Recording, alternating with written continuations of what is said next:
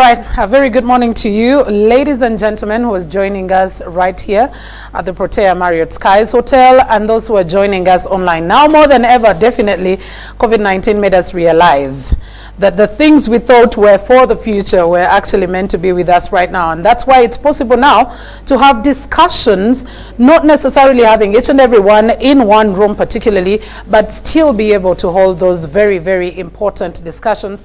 And I love the fact that this morning, have you had a cup of coffee? I'm still asking. Have you had a cup of coffee to be able to boost you throughout the day and give you the energies that you need? We are here talking coffee at this particular moment, but a special thank you to those who are joining us online. And as we continue with the discussion, the two hashtags that we'll be paying attention to, one is hashtag Express O with a capital O, and the other is youth employment, because definitely, yes, we're talking about youth employment, and just out of the very many sectors that could be paid attention to, both by development partners as well as the government of Uganda still, and also partners like Private Sector Foundation Uganda, which has put together this particular conversation, is agriculture. You've had a cup of coffee, whether it's tea as well, it is still in the line of agriculture. Now, gone are the days when we used to think that agriculture was for those who have failed in life. Not at all. I'd like you to look at the panel of young people that we are going to have today, the beneficiaries that we have. And I don't think they look like failures, never. That's extremely far away from what many people, I think this is perception, mindset change that needs to be coming through. I'm glad to be your host this morning. My name is Mildred Tohaise, and we will take on the discussion. Now, like I earlier on did say, when we take a look at some of the aspects of agriculture that the development partners have paid attention to, the coffee value chain is just one of those.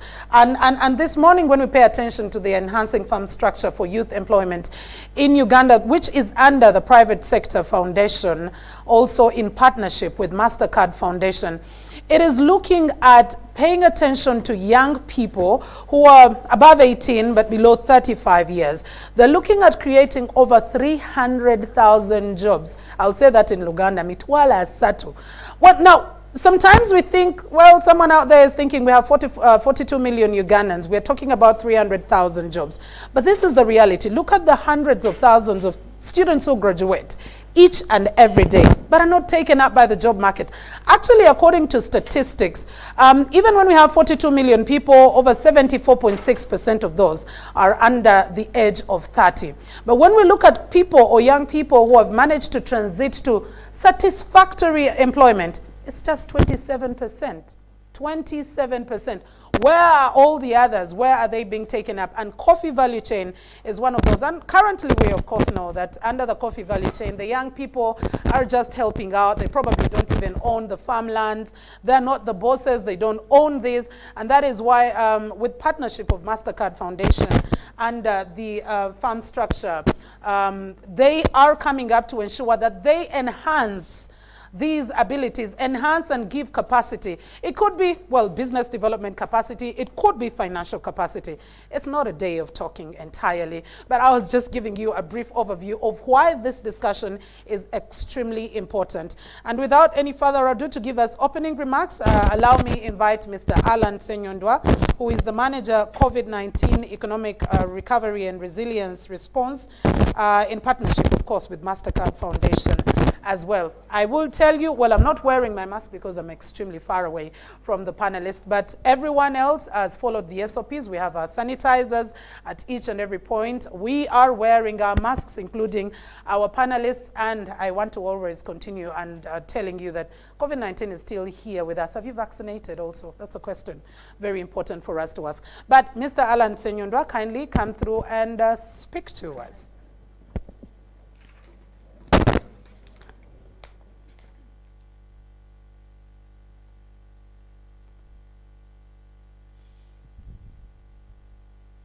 Wonderful good morning, especially to our moderator. Thank you for keeping on moderating the way you are doing it. It's a surprise to me. Allow me to remove the mask because I'm far away from everyone. It's a wonderful thing to know how many languages you do speak. Keep on doing that.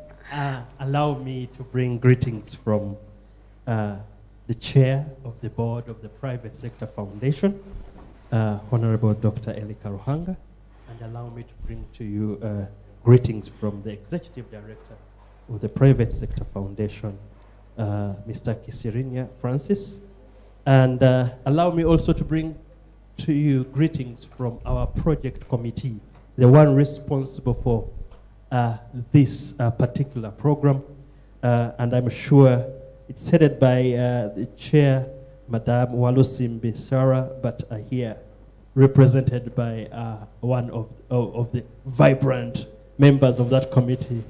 So you're very welcome, Mr. Tugome.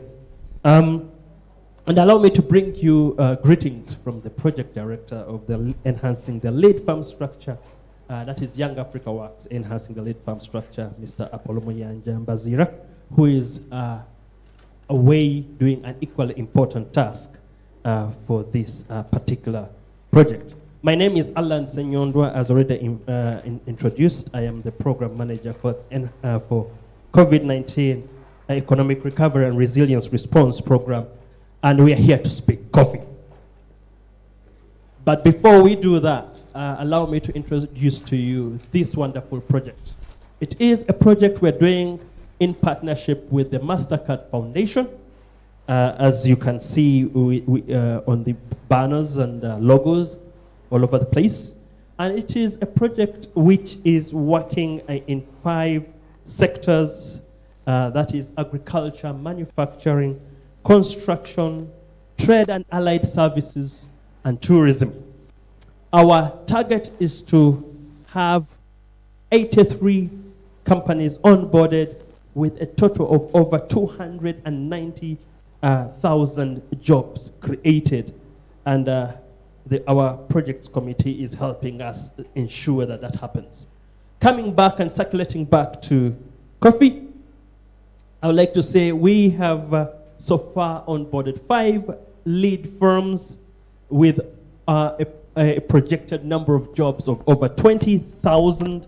And yes, a co-investment or an investment of about 8.2 billion Uganda shillings. It is not easy to create jobs, and you need really to invest in some of these areas to have these jobs. Some of these beneficiaries are Kawacom, New Cafe, Inspire Africa, Tuton, and Kampala Domestic Stores. And may I also add that in the other project, which is the COVID-19 Economic Recovery and Resilience Response Program, we are working with Chibinge Coffee and Grain Pulse to support the enhancing the lead farm structure. So we are doing all we can. As you've already heard, 74.6% of our population is below the age of 30. We have a very high unemployment rate in the country, and we need to get them employed. We know very well that coffee has been the leading export commodity in the country, and we want to keep it that way and have some more. But I'll leave that talk to the experts here and say you're very welcome to this breakfast meeting about talking coffee.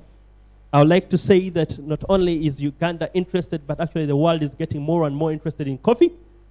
A week ago, we were at the British High Commission at the Sheraton Hotel, and we were trying to get our British colleagues more and more interested in coffee. You know very well that England is more of a country of tea, but they're moving towards coffee. And many of our companies who are there to do the testing of the best coffee in Uganda did us a good service, and some of these are actually our partners. So without further ado, thank you everyone who has joined us. Thank you to our panel of experts who are going to speak to us. Enjoy the breakfast, and as Mildred has already indicated, have you had coffee this morning? Back to you, Mildred.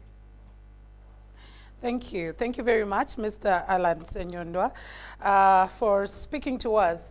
Definitely, I'll continue asking. Please, if you haven't, grab a cup of coffee.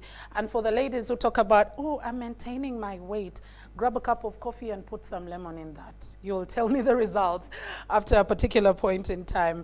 And it's very important for us to all engage in the coffee value chain. It's an entire chain from the garden all to the point where you have a cup of coffee.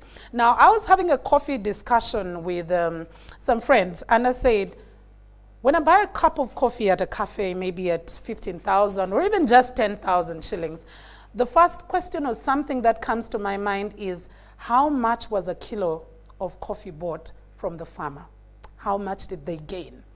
And then I start calculating how much cups of coffee that cafe is able to make from 1 kilogram of coffee. And so how much are they making vis-a-vis how much the farmer, who could be a young person down there, is making. That's why we all need to get on board, and a special thank you to MasterCard Foundation, a special thank you to the Lead Farm Structure for ensuring that there is capacity development. I, for one, I am moving on from just being a coffee nursery farmer. I've done that for the last 5 years. And now I am transiting to having some plantations. Probably planning in the next 1 year, I should have about 5 hectares for the start. But we will need to find out. Sometimes we talk about these programs and the question is, but who has benefited? Where is the value for money? Do we just speak and talk to entice people, or there is actually something that is happening on ground? We're going to be speaking to some of the beneficiaries. Now, the beautiful thing with Lead Farm Structure, supported by MasterCard Foundation, is that they're working with particular organizations to build this capacity, because you can't give handout money to each and every individual who needs them. But if you have a structure, groups and organizations that you can be able to work with, and then much later on, they are able to bring about a number of young people. But just before we speak to the beneficiaries, allow me invite Aiden, who will be taking us through our exhibition. Well, we've been seeing some of these pictures. What is this coffee? Where is it coming from? Can we have a cup of coffee later on after this? So Aiden, please kindly take us through the exhibition. Let's get to look at these pretty beautiful beans and understand where they're coming from and how they actually came to the table. Yes, thank you very much, Mildred. We are very happy to have you here today at our Espresso, PSFU Espresso, which is a talk about coffee opportunities, views, and ideas. My name is Aiden Kabwa, and I'm the investment specialist for coffee at Private Sector Foundation under the Enhancing Lead Farm Structure for Youth Employment program. And with me here are young people that are exhibiting a wide range of products that are coffee specific. These are some of the beneficiaries that have been supported from the wider program that we are running, the Enhancing Lead Farm Structure for Youth Employment.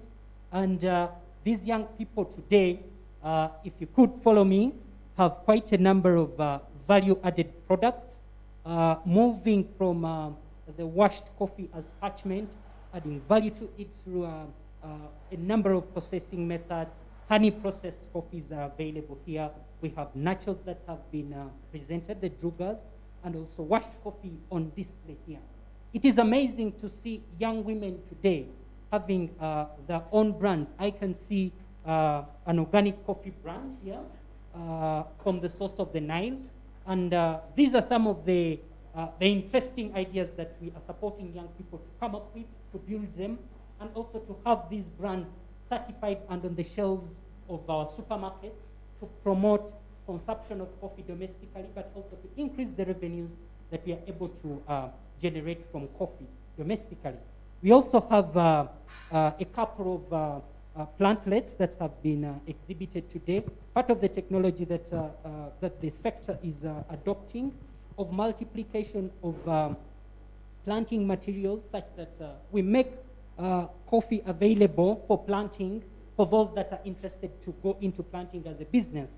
There is also technology that has been exhibited here in irrigation kits that are solar driven at Nukafe, where we have a facility that is driven on solar energy, and a wide range of inputs that the young people have for us today. It doesn't stop there. The number of coffee products that we have that have been developed, both at the lead farms that we have supported, the blends that they have with a unique young people's touch to the different brands that they have been able to develop. I can see True Love as a new brand that is by an entrepreneur, a young entrepreneur, as part of the lead farm structure. I can see Gold Pearl as one of the brands that we have today. This is an amazing work that we are doing, and we are really excited to support young people through these programs to come up with innovations and build onto the ideas. I would like to thank you very much for the opportunity to share with you what we have here in terms of technology, in terms of innovation and value addition, where we see young people drawing employment.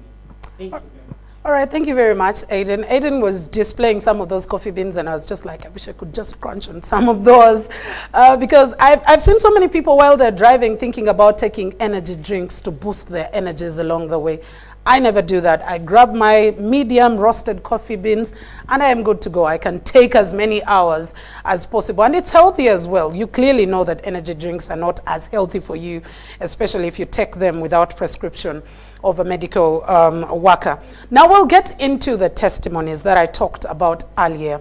How have these young people benefited? Where are the opportunities? I mean, are they making some money? Because at this point in time where COVID-19 has drastically affected people's incomes, for each and everyone, anything that is said, the first question is listening to a radio I call WIIFM, which is, what is in it for me? At the end of the day, it's a question that many people ask. So let me start off with, I forgot to let you know that under the lead farm structure, with all the jobs that are going to be created, 70% of those are basically for the women and young, women in the sector, even when it is along the coffee value chain. Why? Because we've sidelined the women many a times. The president has always talked about 68% of the people in agriculture, and a greater percentage of those are the women. So why not give them the opportunity in something that they're working on and dealing with? Because this is about gender sensitivity at the end of the day. So let me start off with Nasasira Isabella from New Cafe, who will be speaking to us about how she got into this, how she got to know about it, what has been the journey so far in the coffee value chain, and what exactly she is actually doing. So Isabella, please take us through. Feel free to move closer to the banner and social distance. Hello. Yes, we're good. Good morning, ladies and gentlemen, and all the viewers. My name is Nasasna Isabella.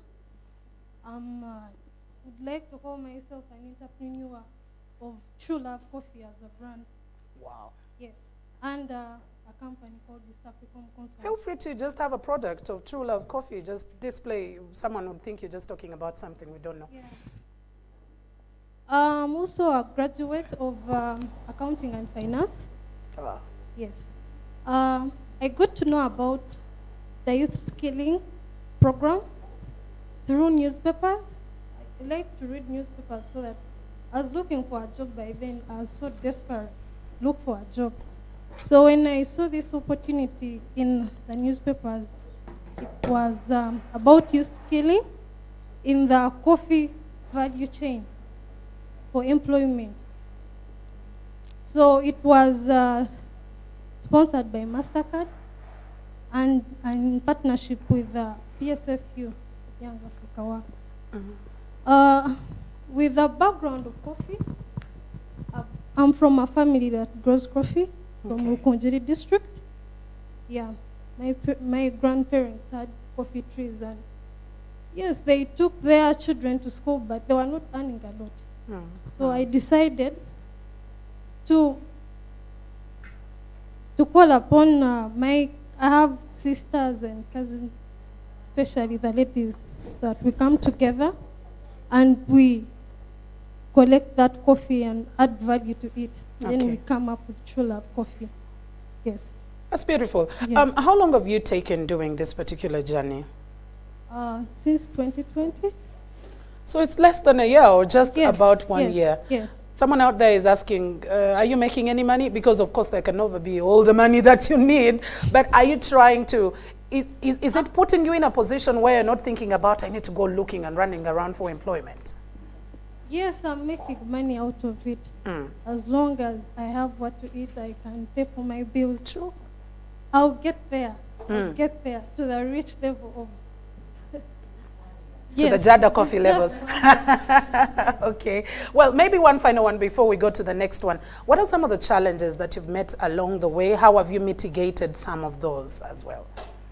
The problem in coffee, the coffee business, I would like to say this, but the people involved in the coffee, especially people who are up there who already know about the business, they are selfish about the information. It is very hard to access quality coffee or where to go and go and do roasting and also buying the packets. It was very hard for me to get. Wow. So when I talked to the new cafe guys, the people there, they helped me access them. Oh. Yes. Okay, thank you very much, Nasasira Isabella. She is a beneficiary under New Cafe. Thank you so much. We will now be, I have a sanitizer right here, so I really need us to be very, very, I'm sorry, I just walked off set. That is not allowed in broadcast, but we just make sure that we're safe, and I'll leave this here. So we will have another beneficiary, and this is particularly Toko Sharon. Please do not get exasperated with the fact that we have more ladies. I told you this is about 70% ladies gaining from this. She's also a beneficiary under Kawacom. I love that Isabella talked about finding these from newspapers. Now, many of us young people, we're spending a lot of our time on social media. It's a good place, very, very good place. Only if you choose to use it the right way, not to use your data to say, it's my phone, it's my data, I can do whatever I want, abuse people, troll them, and all that. So it's a good space if you choose to use it the right way. But also seek knowledge. You don't only watch movies on TV and everything. Make sure that you're watching conversations about things that will be able to help you at the end of the day. Let's get Toko Sharon, who is from Kawacom. Isabella, thank you so much for the story. Would also like to know from you. Feel free to show us your products, please. They said to Kube business, Mufez. You know, talk to us about how you got to know this entire discussion and what you've been doing. What are you up to? Good morning, dear listeners. My name is Toko Sharon. I'm 26 years old. I'm a graduate. I did Bachelor of Science in Agriculture, and I graduated in 2019. So I got to know about this opportunity through a friend who took a picture of an advert given by Kawacom. They were looking for young people as agronomists. So I applied, and I was given the chance to represent the young people. I train coffee farmers, and as well also onboard the young people into this project under Kawacom Uganda Limited. Are these young people even interested? You know, it's one thing. I love the peer-to-peer kind of discussions, but sometimes someone is looking at you and saying, this young girl, whatever she's telling me, can I even be able to believe it? So what is the reception when you talk to them about coffee and the entire value chain? Well, the area where I work, they are interested. The only challenge was they had the mindset that coffee is for elderly people. So it's not for the young people. But we have had a couple of engagements. For example, we usually hold meetings to try to teach them that about sustainability. Because assuming a parent is gone, would coffee production end there? So we have a number of meetings through the church leaders, through the cultural leaders, also through the LCs, to try to interest the young people into coffee farming. About what is your coverage in terms of the work that you do, and which particular part of Uganda are you working in? You know, everyone believes that everything is in Kampala, yeah? CBD, Kampala, Wakiso, PG, and it is done. Well, I work in West Nile, and particularly Nebi district, Zombo, and part of Arua, that is Logiri sub-county. Are we looking at exporting this coffee next to DRC and, you know, the neighboring countries? Because those are some of the border districts that we have. Are you looking at that potential as well? Yeah, we're also looking at that potential.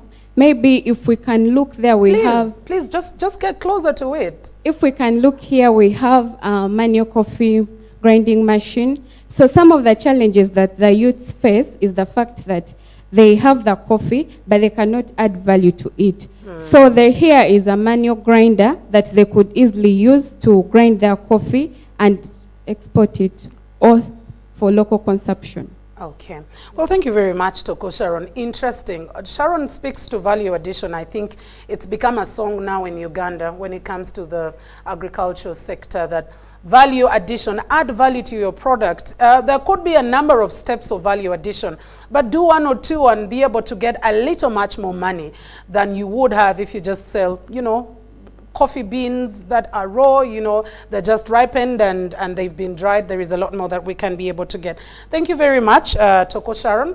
You can please get a sanitizer and sanitize the mic. We are still in the COVID-19 era.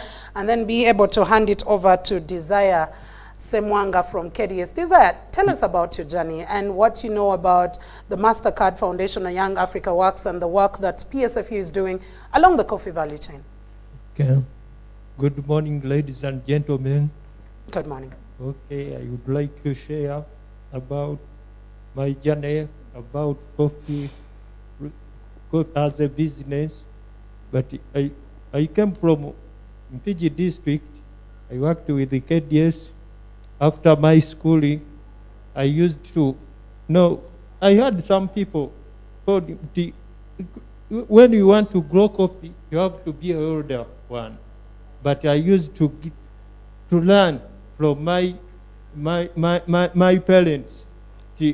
Whether you like to grow coffee, you start from your parents.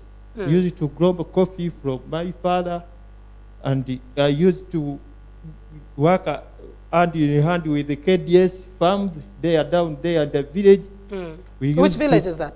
Huh? Which village are we talking about? Which district?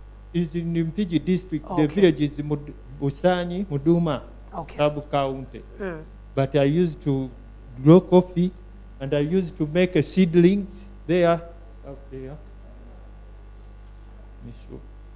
Please, show us. We need to know. I used to make a nursery beds there, down there, with the knowledge from acquiring from KDS. Okay. I used to start making coffee. This is the type of cutting. Oh. Coffee cutting is there, but I know how to make coffee cutting Yourself? now. Yes, I sell and I earn some money, but I take after 3 years, I used to sell this coffee, but I earn a lot of money there. But now I don't. That's beautiful. Encouraging the youth one to go there and streets of Kampala looking for jobs. Jobs are down there in the village. Okay. Maybe as I continue with this, Semwanga, tugenda kuddako mu Luganda. Kubanga olumu we twogera ku bintu ebimu wano nga bye twogerako. Abantu abamu balowooza nti abaasoma munnange, banoonya bagraduate, banoonya abantu abalina ku ssente. Coffee oba kaawa ono gw'omufunyeemu otya, watandika otya era wabitegeerako otya? Tuyambeko ku bavubuka bannaffe abali eyo nabo basobole okufuna opportunity ng'eno. Nyabo, nze okusinziira mu bintu bino byonna kye mbifunyeemu, nyambiddwa okuva lwe natandika emisomo gino n'aba KDS. Nze nsobodde okubeera nti kati mu bantu bonna nsobola okwogerwako nga neebuuzibwako n'abavubuka abalala, kubanga nze natandikira emisomo gino nga nakamala okusoma bwe nti mu secondary school. Ne banteekanga mu misomo gino nga nsoma n'abantu n'abakulu. Muzeeyi yanyamba n'ansindika okuba nti mbeera oluusi mukiikirira mu misomo gino, era ne kinyamba nnyo n'enfuna ettutumu, era abakulu beebuuza nnyo lwaki nsobola okuba nti nno ebintu ebikwatagana ku by'emmwanyi bino mbimanyi nnyo, ne mbannyonnyola ne mbagamba nti engeri gye nabeera nti muzadde wange fe yatutwalanga eby'emmwanyi bino ne tuba nti tubikuliddemu, tugenze tukola ki. Era abakulu ba KDS bano ate ne batuyamba okuba nti batuwadde omukisa okuba nti tusobola okuba nti tukola nabo ebintu tukola tubirabako, ne tweyongera okuba nti tubyagala, ng'ate batuwaayo n'akasente okubeera nti tukola ki. Ne tutegeera nti nno guno mulimu omuvubuka yenna gw'asobola okuba nti afunamu, ng'asobola okuba n'ekyo ekitono ky'alina. Ne batuyigiriza n'enkola endala nti osobola okusevinga ako k'ofunyeemu, n'oba nti osobola okuba nti ate teweetaaga nnyo kusaba ki buyambi kuva walala akakukojjeemu ate osobola okukaseevinga n'ofunamu ekintu ekirala. Kati naawo abavubuka bannange gwe mulanga gwe mbakubira nti okulima emmwanyi si musango wabula mulimu si by'abantu bakulu, mulimu omuvubuka yenna gw'osobola okufunamu ssente. Nga tetunaba kumaliriza mboozi eno, kusoomooza ki kw'osanzeemu? Oluusi sitera kwagala buyita buzibu kubanga bye bintu ebimu bye tuyinza okuyigirako ate ne tusobola n'obbyaŋŋanga. Kusoomozebwa ki kw'osanze era osobodde otya okwaŋŋanga ggwe ng'omuntu, oba biki ebirala by'osuubira ebyandikoleddwa oba gavumenti oba organizations kati nga Mastercard Foundation awamu ne Private Sector Foundation?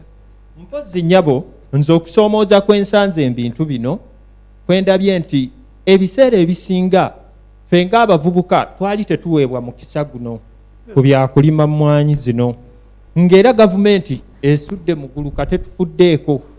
Naye nze nga ndaba nti nno singa tubaddeewo n'ensawo ey'enjawulo mu ggwanga ng'abavubuka, nebanga etulondoola eyo gye tuli ku parish models newa, nebanga tusobola okubaako n'abatukulembera oba okubeera nti batulondoola bye tukola ne batuteekamu kasente, ne tusobola okuba nti okusoomoozebwa kwe tulina nti ffe tubadde tutandika butandisi ate tetunnafuna bulungi ssente zisobola kugula landi we tusobola kolera bintu bino, nti ne tubanga kweko okusoomoozebwa okusinga obunene kwe tubadde tusanze, ng'omulimu gutukaluubiriranga era bwe bakuyita nti oba waliyo emmwanyi bwe ziti ezinaagabwa, ojja n'ogaa kati ŋŋenda zisimbawa, nandyagadde naye ŋŋenda zisimbawa.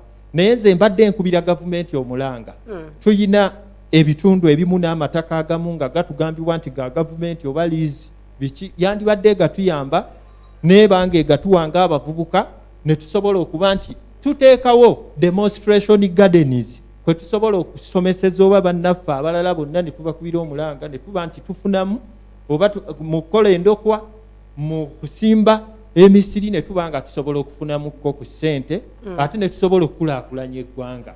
Nze nsuubira akatalekeka endokwa gy'okutte si y'emu ku ziri abantu ze baali bamanyidde. Abantu baali bamanyi nti okusobola okusimba emmwanyi nina okufuna ensigo y'emmwanyi ne ngissa mu ttaka n'emeruka ne ndyoka ngisimba oba ne ngisimbuliza ne ngiteeka ewalala.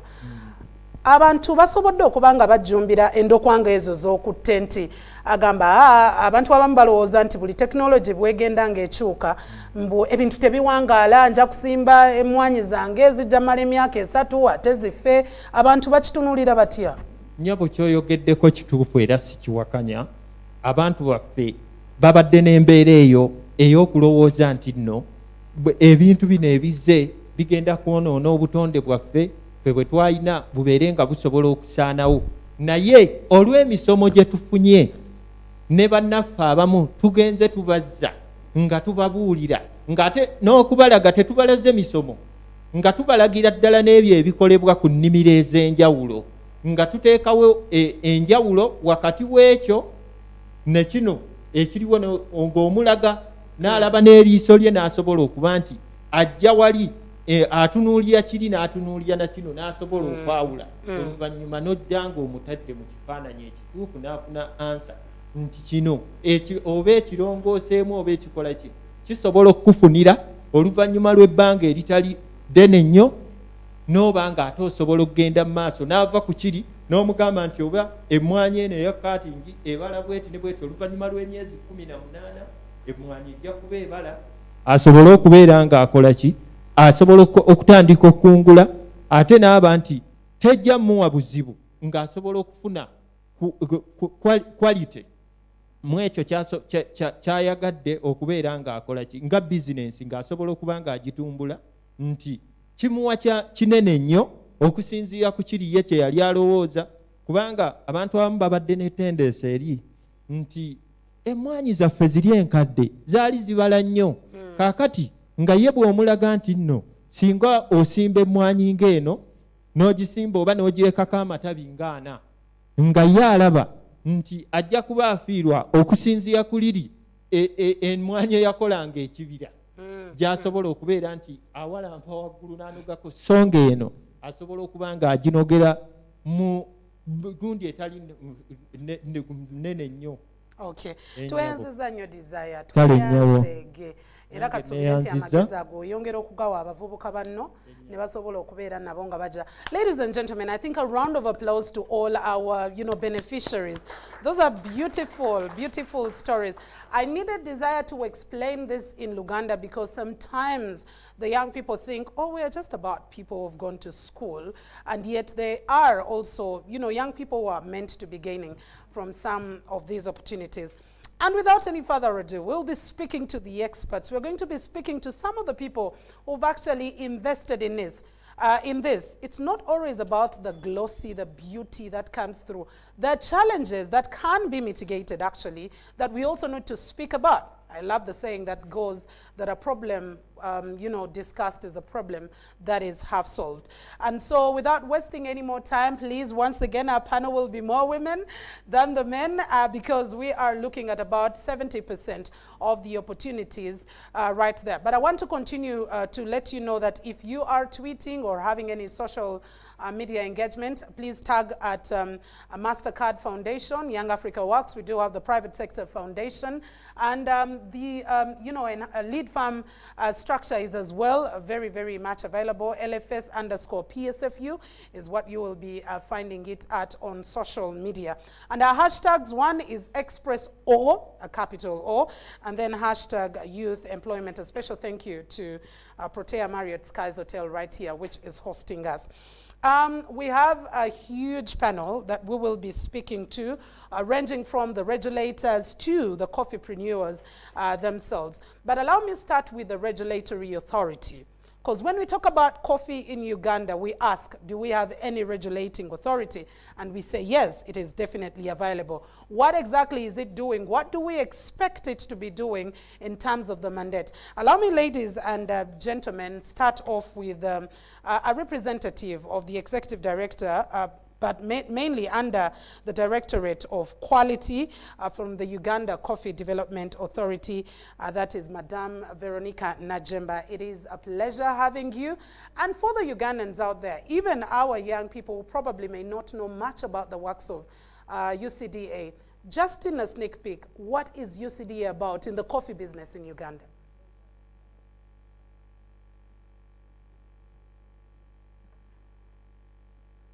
Thank you very much. Viewers online, thank you, the participants who are here. UCDA is a body that was set up to really regulate the entire value chain. So what we do, we ensure that we have quality coffee that is being exported out of the country. So we regulate from point of, at the moment, we were regulating at the point of from off-farm post-harvest activities. We ensure that the farmers have good quality plantlets, good quality seedlings. We give them trainings. We support them with sometimes inputs, such as fertilizers. Now at the moment we're giving rehabilitation toolkits. Generally we do extension work at the farm level. Then at the point of export, we ensure that all the coffee that exported out of the country meets the international standards, meets our standards, such that the buyers are assured about the quality that they're getting. Also, we do a lot of training of youth, training of people in the value chain, that is roasters. We do training of baristas, various people along the chain. We conduct trainings for them. We ensure that generally what the coffee that is exported out of the country, we ensure that it gets we try to see that it gets the value that it deserves, that we get good prices, such that the farmers also are able to benefit from that. All right, and currently, since this discussion is particularly looking at the youth involvement in the coffee value chain, are there any particular discussions you're having as a regulatory authority with regard to, bringing on board the youth, the young people, because like many of the young people were speaking, the belief out there is, you know, for you to own a coffee farm, you need to be an older person. And also remembering that many of these young people do not own farms. Are there strategic issues that you're paying attention to have the young people on board? Thank you. Yes, those are discussions we're having now, especially that, like, you know, that we aim at producing 20 million bags by 2030. So we know that this will not be sustainable unless we have the youth that are involved in the farming. Like, we already know that most of the farms previously were owned by the older population, our parents, grandparents, but this generation will not be able to sustain this.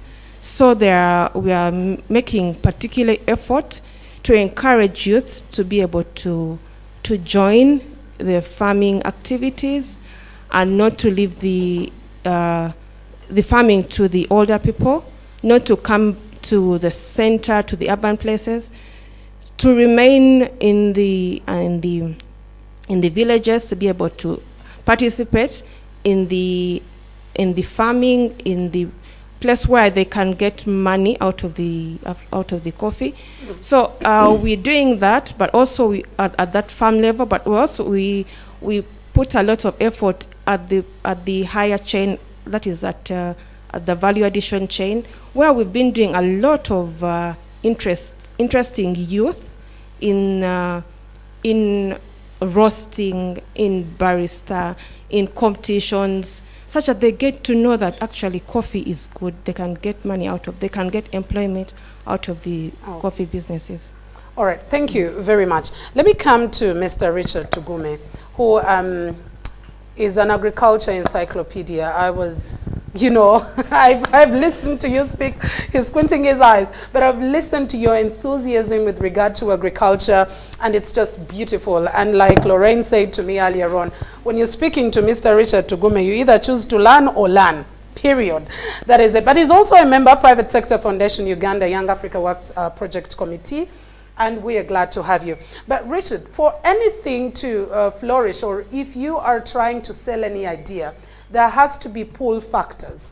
Here we are, you know, enticing the young people to join the coffee value chain, and everyone will be asking, what is in it for me? Because at the end of the day, when you talk about agriculture, you're talking about coffee, someone is thinking, me going to the garden and being right there, not at all. So what is in there? What are the opportunities that one needs to be looking at in the coffee value chain? Thank you, Mildred. Just to set the stage, I want to say that I'm going to be submitting from a point where I'm wearing three hats in one. Yeah. Subject. One is that I'm a farmer myself. Number two is that I'm a financier because I head an import investment firm based of Germany that finances agriculture in this country. And number three, I'm privileged to be a part of the project committee for PSFU that approves some of these grants.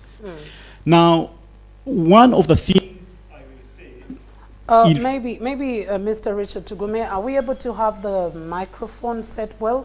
I'm most especially paying attention to the viewers who are online, so we can be able to have them listen through for everything that is going on. Or you could just switch and use a mic, and there is a sanitizer right down here that you could be able to use to spray. So we follow the SOPs. All right, go ahead.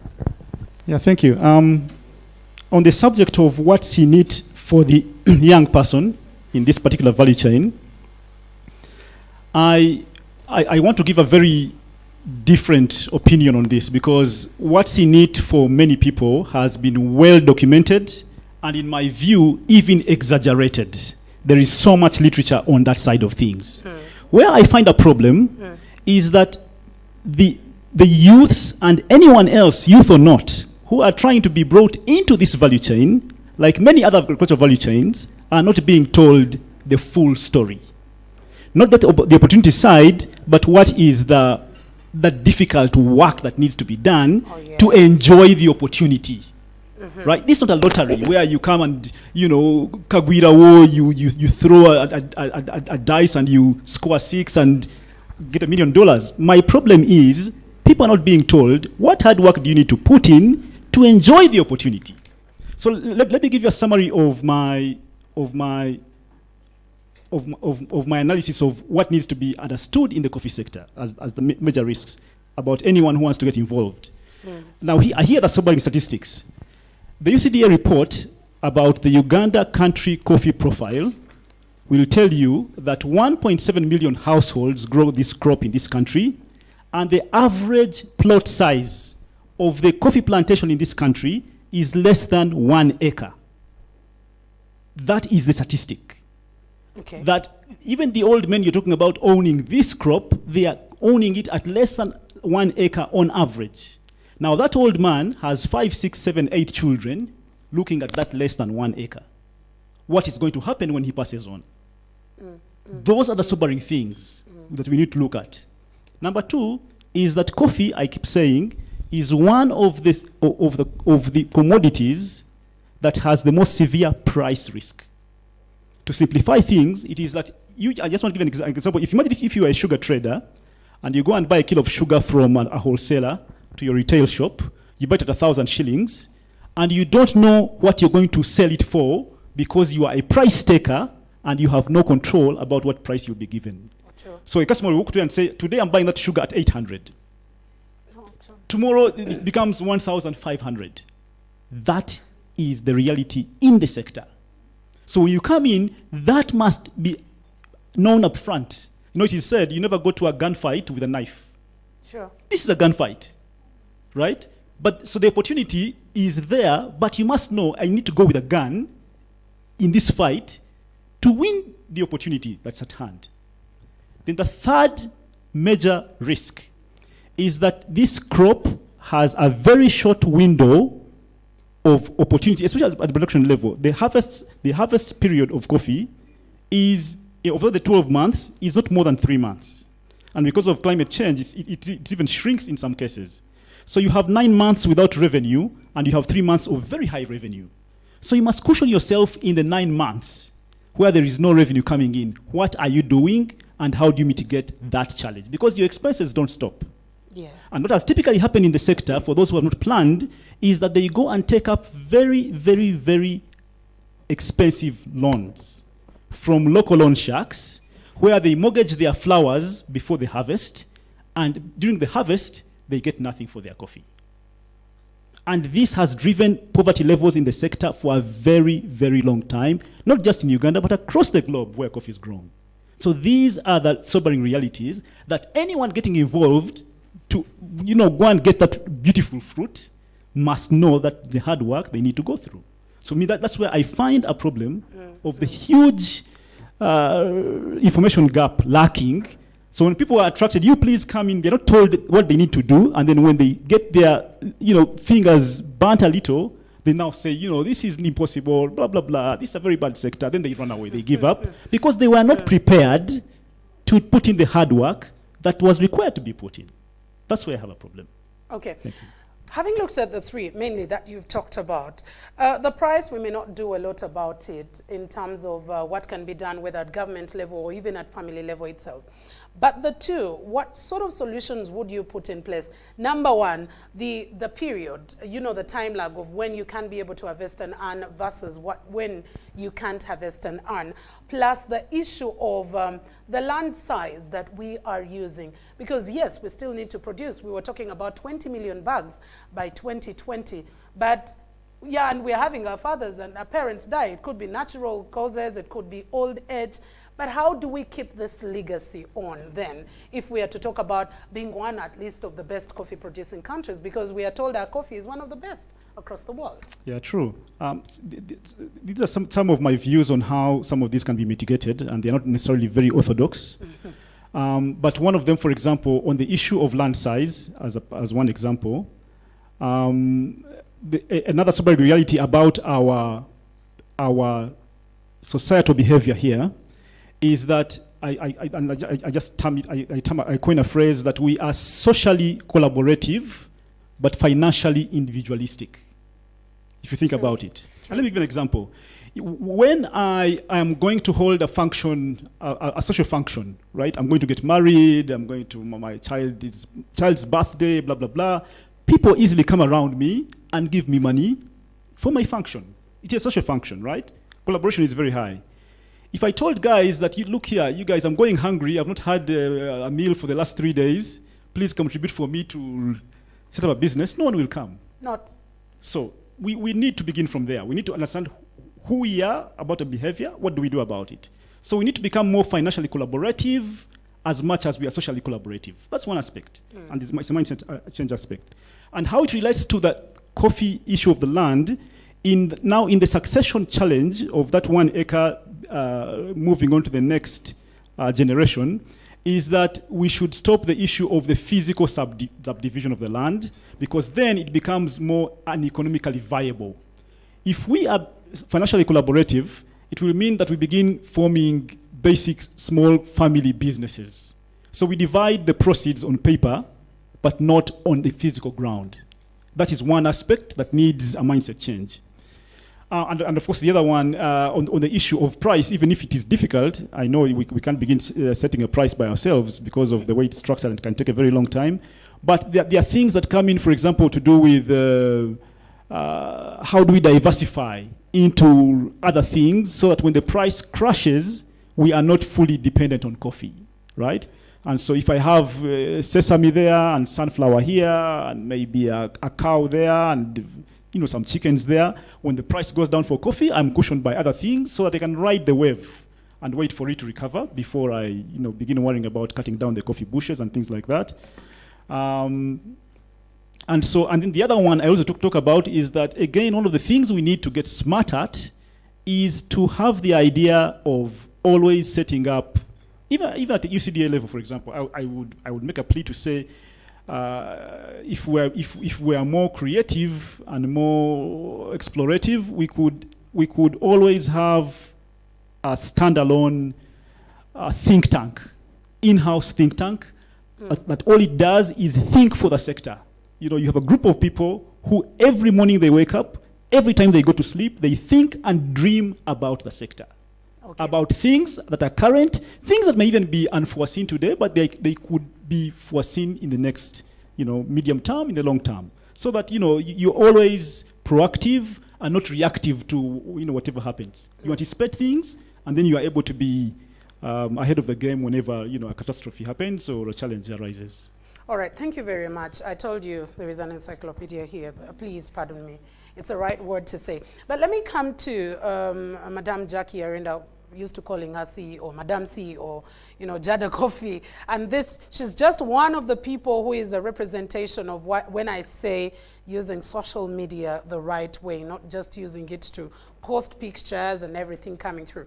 Now, Jackie, first of all, allow us drink from your own experience, because experiential marketing is one of the very best anyway.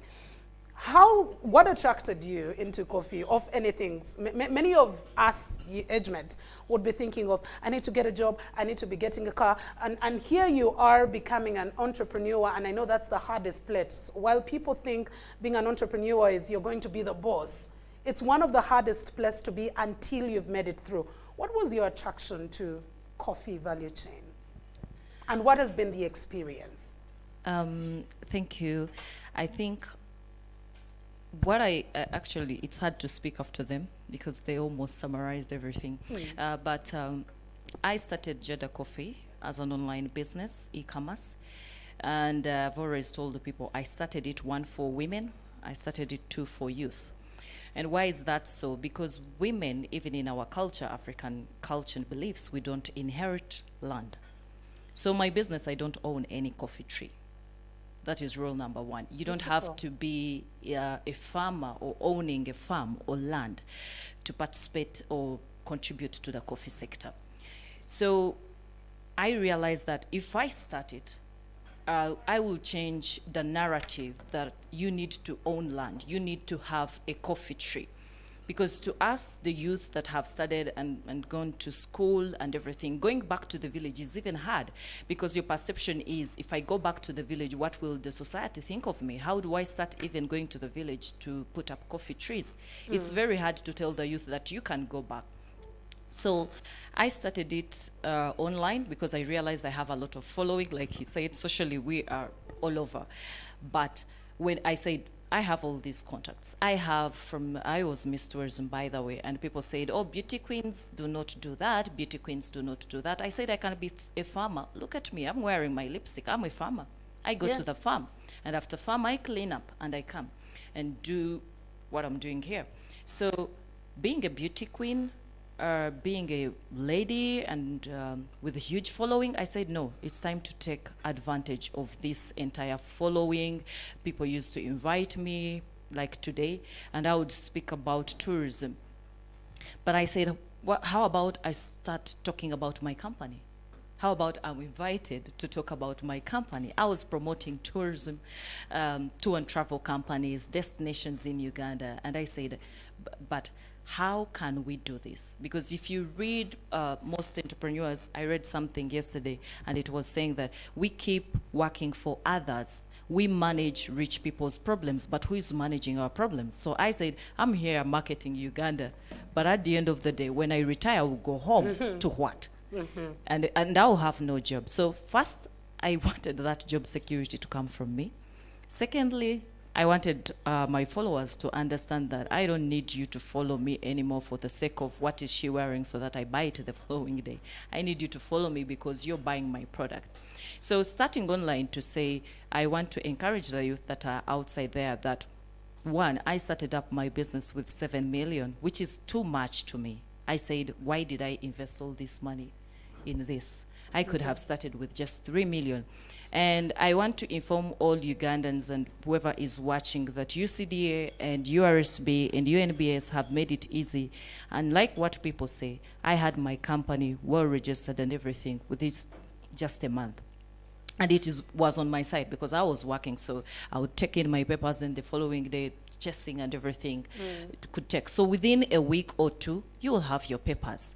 So you can register your company. You can start in the formal sector or informal sector, but I would advise you to start in the formal sector because you will never find MasterCard or PSFU. You won't get such benefits. So with that money, I looked for farmers. First, I had to study about this sector. Like he said, if you jump into it, you will realize everyone is saying, oh, there is money in the coffee sector, there is money in boutiques. You just get into that business. You will wonder whether you have blind eyes that others don't. You're like, wait a bit, did they say coffee? You have no coffee buyers, you see international products, you meet people, everyone is like, actually, agricultural products in Uganda, everyone is saying, no, I think poor quality. And I'm like, just test and tell me it's poor quality. Don't say you tested someone's coffee and it was poor quality. Did you give them the feedback? Yeah. So when I went in, I had to first work with farmers, look at, because it's a lot, trust me. Actually, from the farm, I think they have a lot of content and information that you need. But when it comes to value chain, it's also another. So people have asked me, and this is what the youth should take up, like you asked me, Mildred. When I started, I said, I'm not going to have my coffee on the shelves of any supermarket. And to whoever is expecting Jada coffee on those supermarkets, don't. Because one, when you look at supermarkets, they take in your product. It takes about 6 months or 7 months. Now, if you're to have your product on these shelves in these supermarkets, you're a young person like me. That requires about 60 million across the country. You have your capital stuck in some shelves, which is actually crowded with the perception that Ugandan products are poor quality. And secondly, your product is just new. No one knows the brand. In Uganda, in Africa, people go to supermarkets when they actually know the brand. They know what they want. Yes. So they will pass by your product while it is seated there. Where do you find that money? But yet you have platforms, digital platforms, that you can sell your coffee before you take it. Because if I took mine on some supermarkets, not to say, some people would recognize it. Because they already know the brand. Yeah, because they already know. So that means a supermarket kind of model will come to Jada Coffee in the next 20 years, maybe 15 years, when everyone knows the product. So that means that you can start your company just using your social media platforms until URA recognizes that. Because I was yesterday telling URA that I think you're collecting revenue in the traditional way, but there are platforms where people are making money. I see people making money online. So when I started online, the burden of having a lot of capital to start went off. I just, rent was for only stores. And I started with Boda Men. I think everyone in Uganda has a Boda person they know. So I had about 4 of them, and I had one in Imbara, and I told them that I think now that I call you and have my lunch, I call you and say, buy me this, pick me that document, bring it here. How about if I call you, this is my coffee, Jeddah coffee jacket. You throw it on and take go to the stores, pick the coffee and deliver it. And they were like, sure, why not? So I didn't hire anyone, and I don't hire anyone when it comes to delivery. No, I pay them the same price. The same price. I say, you're going to deliver this one on that place. So whoever is thinking that I will have to buy a border to deliver my coffee, it is so wrong. It is so wrong. So meaning the burden of buying big cars and buying whoever is going to deliver, you just have to work with people. Look around you. What can Mildred do for you? I said, you know what? I usually see people saying, can I take a picture with you? Now I tell you, when I give you my product, I'm like, I'm not going away without taking a picture of you. You're very famous. Yeah. Yeah, and I'm very famous too. Yeah, sure. And I'm like, how about we take a picture with my coffee? And I upload it on Instagram. I upload it. So with time, by the time COVID-19 hit, I was in e-commerce. I was still delivering to my clients. I didn't know it was coming, but I was still delivering to my clients. And now, because I knew the youth, that when you bring out something, Mildred is having it, celebs are having it, they also want to attach themselves to that brand. Because the luxury model in Africa and globally is, I want to be like her. Before they think about quality, before they think about the price, they're like, if she has it, if she's wearing that red dress, I will have it. Before they think about whether it is, if the body comes with it, will I still have the same figure? Will I still have the what? They will take it. So with Jeddah Coffee, that's how the journey, first of all, the startup capital, I managed to bring it down. So, and secondly, I'm not a farmer, and I plan to maybe the Coffee Encyclopedia to teach me on the farming of coffee. So I said, I'm a social worker by profession. I've been in media. So it was hard for me to start up a farm. I said, I don't know that. Divided attention. Yeah, I don't know that. But I can work with farmers, register farmers, visit their farms and tell you this is the quality that I need.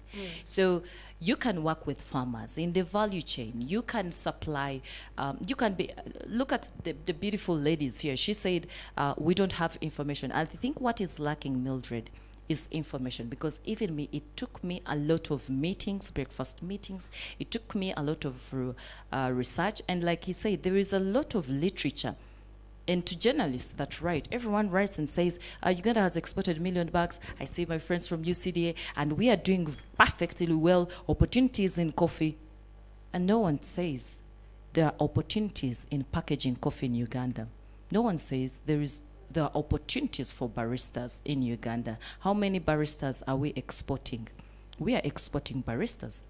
How many coffee tour operators do we have in this country? We have such opportunities. And if you're speaking different languages, you're speaking like French, bonjour, mention it, you will be the best tour guide, coffee tour guide.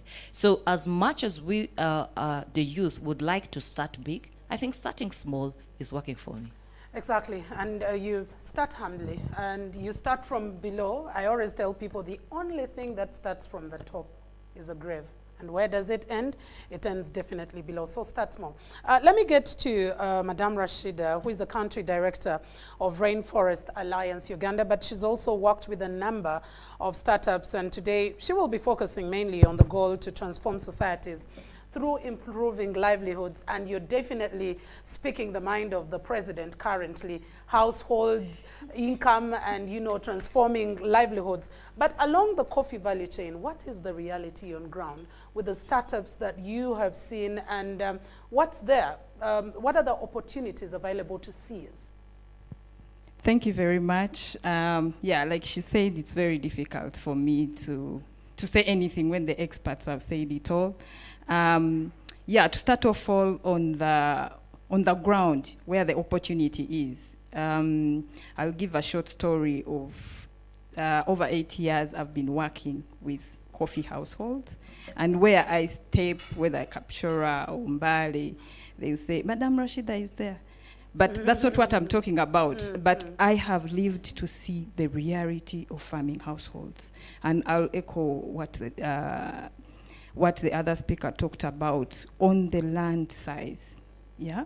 So when we look at the type of land that we have, the accessibility for the youth and especially the women, and also the potential to make it business is such a challenge.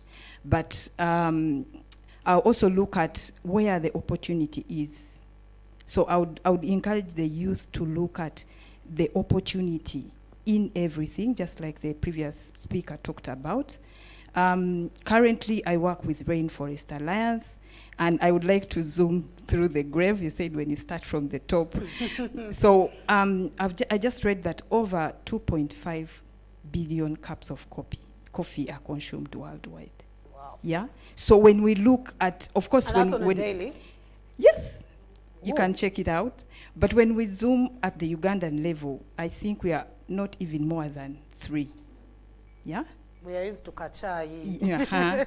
So, yes. so where we are looking at is in the market is Europe, US, you know.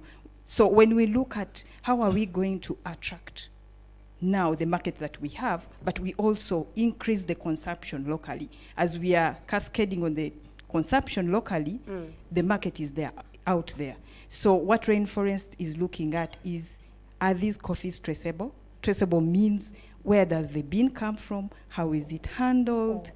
Who are involved? Then I come at the section of the women. We also look at how are the women involved in all the activities. We not talk about the production only, but we also want to see women managing cooperatives, young girls also participating actively. It's just a coincidence that I met, I think, over 5 youth here who were training last week, and they're giving training service. So I echo what Jada Kofi is talking about. It's not all about being a farmer. Rashida, 10 years in the coffee sector, I am almost a farmer. But I try to really look at where what can I offer as a youth. I remember there was an organization called Aquarium. It was a group of the youth who were giving IT services. So such opportunities are also good to look at. But of course, like in the beginning I said, the market is out there. So I like the e-commerce bit, but also I would like to say, youth, come and we certify our coffee.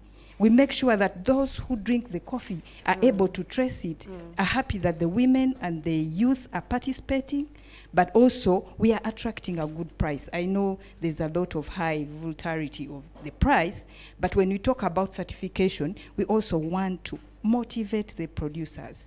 We would like to talk about premium. I don't want to echo premium so much, but if they get more than the current price, then they are able to, you know, work on the quality and invest a lot in the activities that they do at the production level. All right, thank you very much, Rashida. I'll definitely be coming back to you. Let me first get to Richard once again, because he's not, he's also at starting off the chain from the beginning, because, well, maybe Jada Coffee would not be existent, or, you know, Rashida, the work that you're doing, if there is not this, you know, the farmer who is dealing with a coffee chain. But you know, Rashida talked about the fact of consumption. And for everyone who is growing coffee right now, the mindset is, will I be able to exploit? I mean, will I be able to export it out of the country? Let's talk about building capacity of consumption within the country. Is that a possibility? And how do we, because there's so many people in the coffee value chain, whether they're still dealing with the coffee of their grandfathers, they inherited a shamba, or they're just setting up their own. How do we start locally? Because we're currently talking about buy Uganda, build Uganda. You can't be sure Norway will buy your coffee if you're not sure that your neighbor actually can be able to take it. Yeah, thank you, Mildred. Now, that's one of the most commonly asked questions in any coffee forum. And I'll tell you that I do not think we've done enough introspection about it.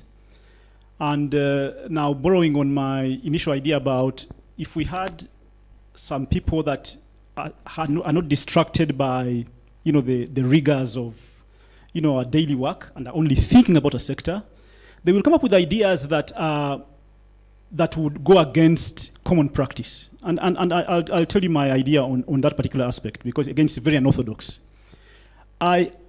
In some of the deep thinking I have had on that subject, I have actually come to realize that the push for local consumption, or what you would call consumption at origin, I think is overrated. And here is why. If you look at basic human behavior, what we as humans always have in abundance, we don't value. And I'll give you many examples. There's one common saying that says the grass is always greener on the other side of the fence, which is usually correct.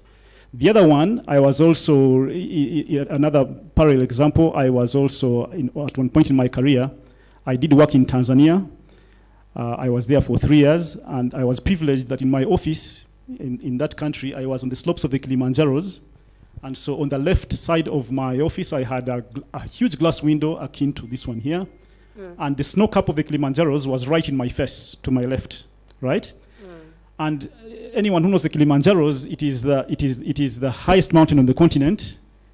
Many people across the continent, many people abroad always look towards making, a pilgrimage to the peak of the mountain, right? Now, the natives around the mountain have never even thought or bothered about going even near the mountain, forget even the top. Why? Because the mountain has been there for many centuries before they were born, and will be there well after they are gone, right? So they do not see value in it. Oh, yeah. So when you bring that same mentality or mindset to coffee, we get more value from our coffee by taking it to a person who has even never seen a coffee tree, or even never hopes to see a coffee tree in their entire lifetime. Oh, yeah. If you think about it deeply. So, I mean, and this example, for those who have been privileged to go to any of these Western capitals or through the Western airports, a cup of coffee this tiny, that's about maybe 150 mils, will go for about $5, $6, $7, $8. Try making that price to a Ugandan guy here. And then you'll get the explanation. With all due respect, Oh, yes. I hope you know what I mean. But that's the reality. That's the true. I love reality, to talk about realities. and for good, right? Because Yes. I know the coffee, I know what it means, I have it in my backyard. I cannot give it, Familiarity. I cannot give it the value that the guy across can give it. It's as simple as that. Oh, yeah. So I'm a proponent of saying, let's export everything. That is where we shall get due value. So this, you see, again, it's about the social collaboration and financial individualism. This talk about let's consume locally is a nice social story. It does not add up financially. And why? Because we're not giving it sufficient thought. So it is nice to talk about, but it does not necessarily make economic sense, Okay. if you think about it deeply. I totally agree with you that sometimes we need to speak the bitter truth at the end of the day. We're not giving it as much value as it does. And I want to bring in the same discussion to you, Madam Veronica. As Uganda Coffee Development Authority, you are regulating a sector that you would want to see flourish at the end of the day. And earlier on, Richard talked about the issue of price. As a regulator, are you having discussions with government with that regard? Because that's the bitter truth, like Richard said, that people are not told. And unfortunately, when they get to realize the truth, that is where you have, news stories of, I am cutting down my coffee farm, stuff like that. I'll plant sugarcane, I'll plant this. At the end of the day, are you looking at a more holistic, apart from the regulatory bit, a more holistic discussion of if we're thinking about producing more coffee, are we going to have value for that effort the farmer put in terms of price at government level and as a regulator?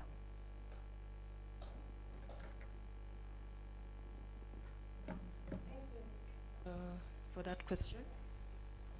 I would like to, before I answer that question, I would just like to say something about the domestic consumption. I still have the idea that it will be a good idea that Ugandans learn to consume their coffee. Because now you're telling youth there's an opportunity in roasting, there is an opportunity in being a barista, but if you're not encouraging the Ugandans to take the coffee, it's like you're watering down that effort.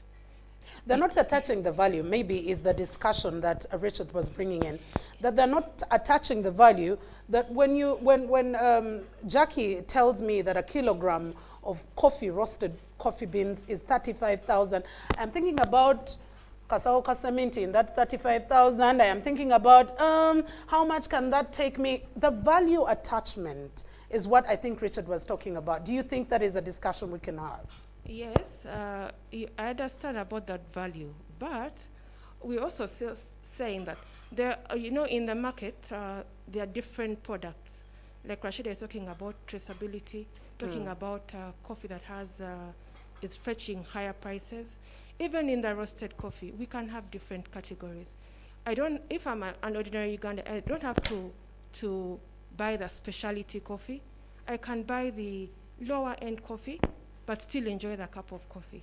So yeah, that is the idea that we still have as a country. We need to promote the domestic consumption. So that people actually know where the coffee, some people don't know, unfortunately, some people don't even know what the coffee is used for.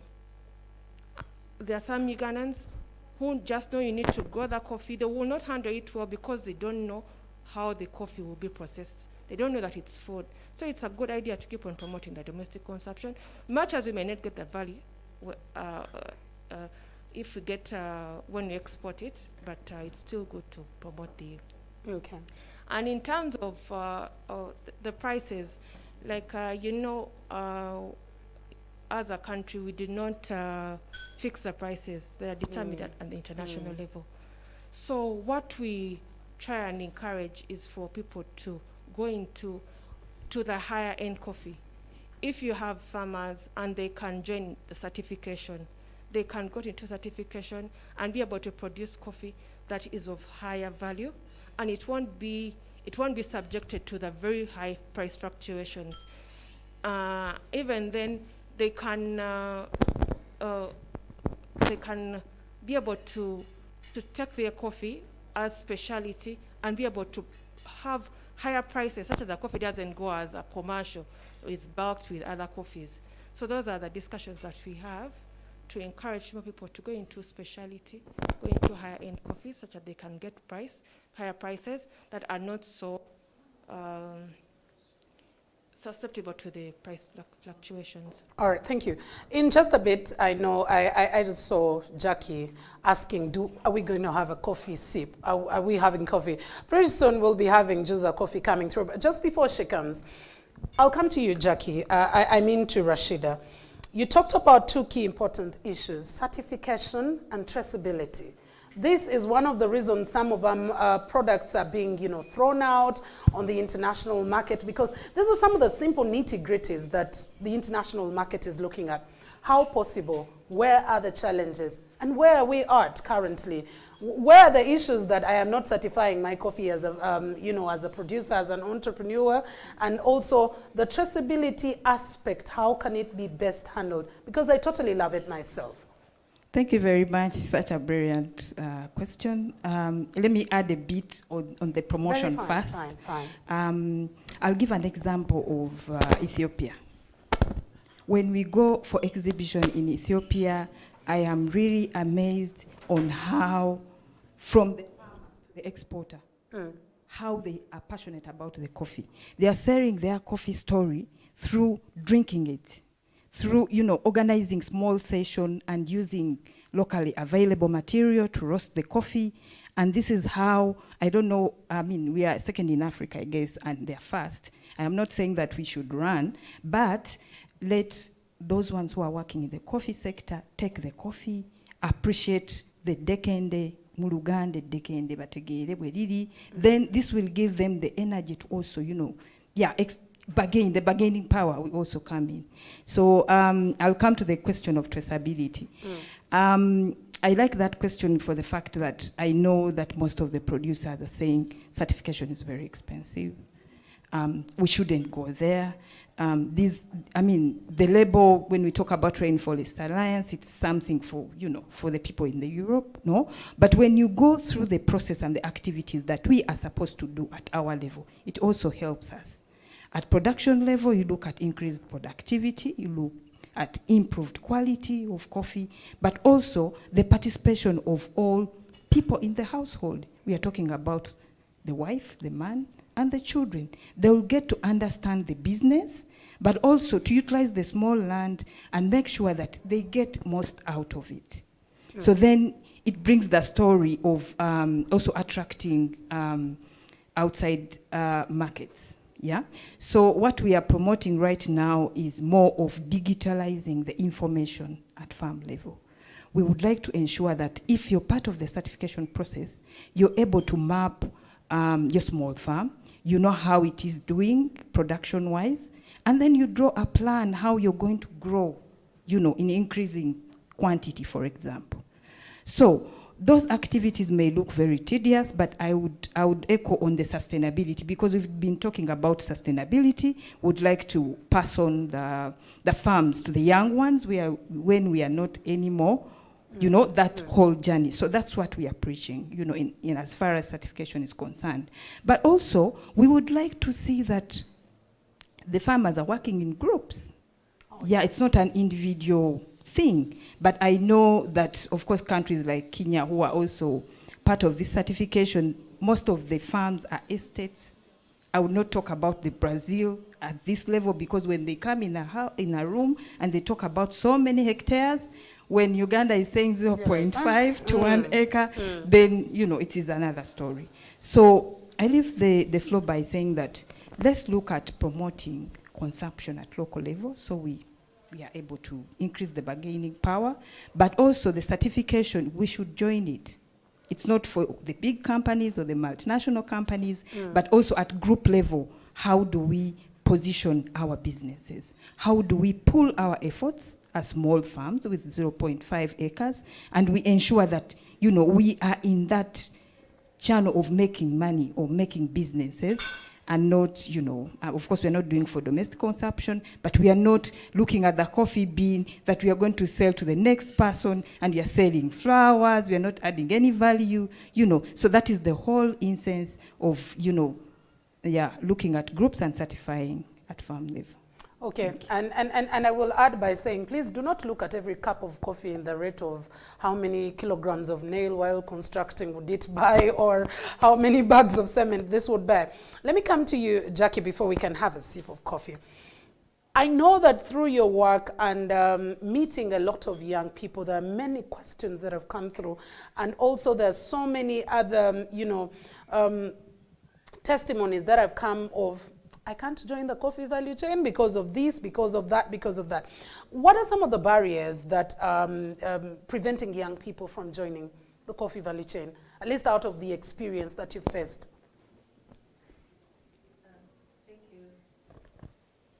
Thank you, Mildred. I think even before I get to challenges, because it answers almost the domestic consumption question, and I totally agree with Richard, the only gentleman on the floor.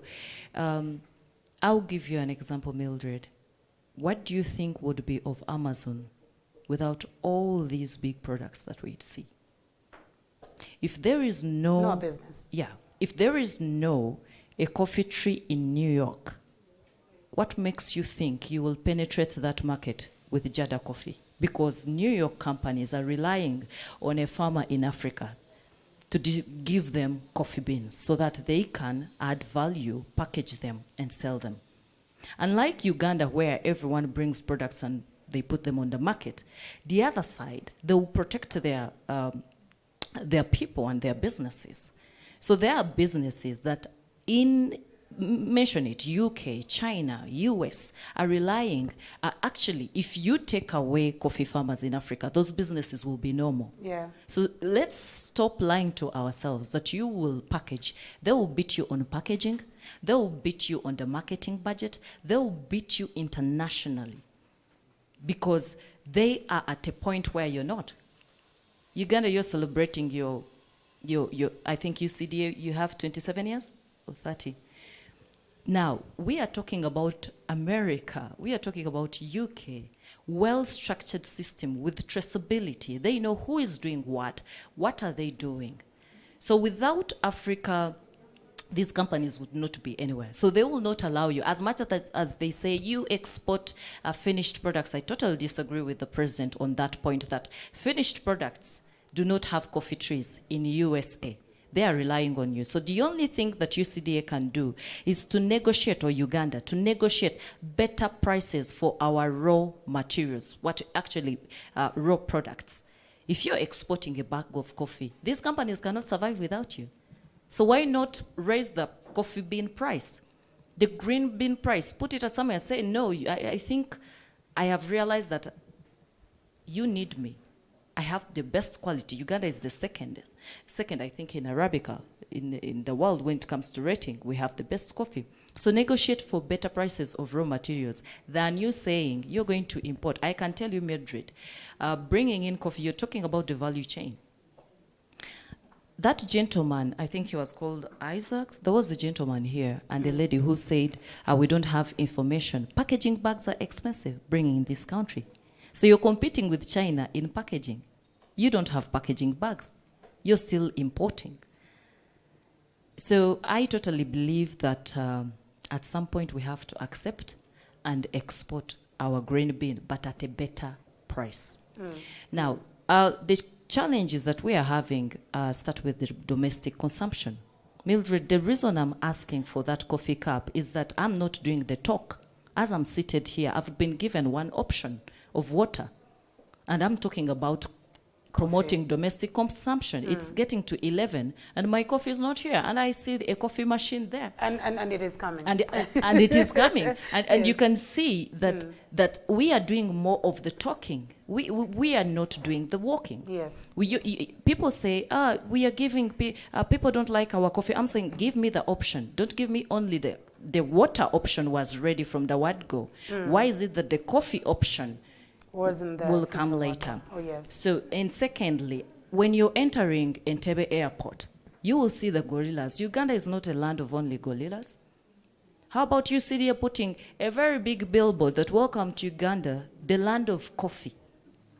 So that Beautiful. when someone is entering the airport, they will know this is the land of coffee, not only gorillas. When you go to Uganda Museum, and this, I was disappointed in Dubai, and like everyone, 80%. And I say that as much as we are into tourism, I think Uganda Tourism Board also needs to focus on agro-tourism. We have all these people here. So because when they speak about coffee, at the farm, I can assure you that, Mildred, when you visit farmers with even their machines, little machines, they will make for you a cup of coffee that you will not find with these expensive machines.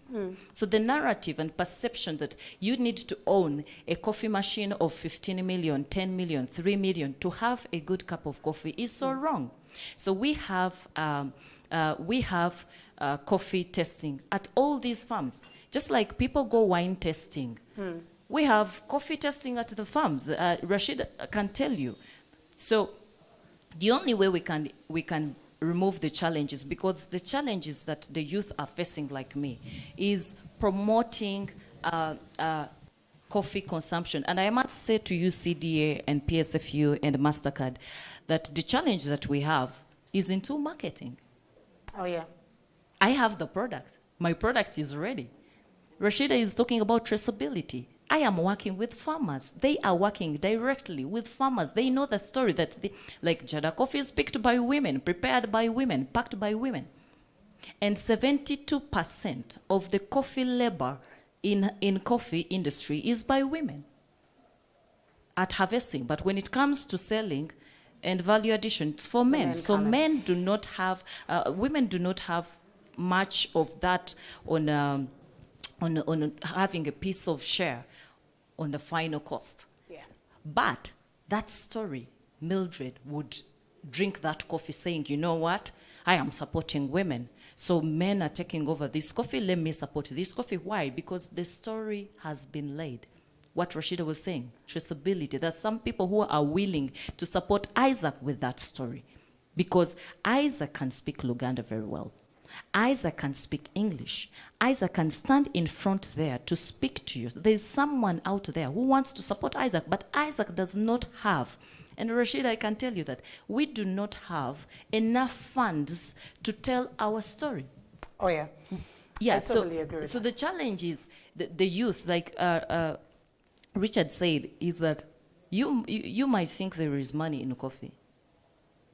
But if you walk to government, people say I'm a Muzuko, I'm an RM, yes, true, but when I see something wrong, I say it. Walk to any government. I can even walk right here to the ministry. You will find Nescafe on their table.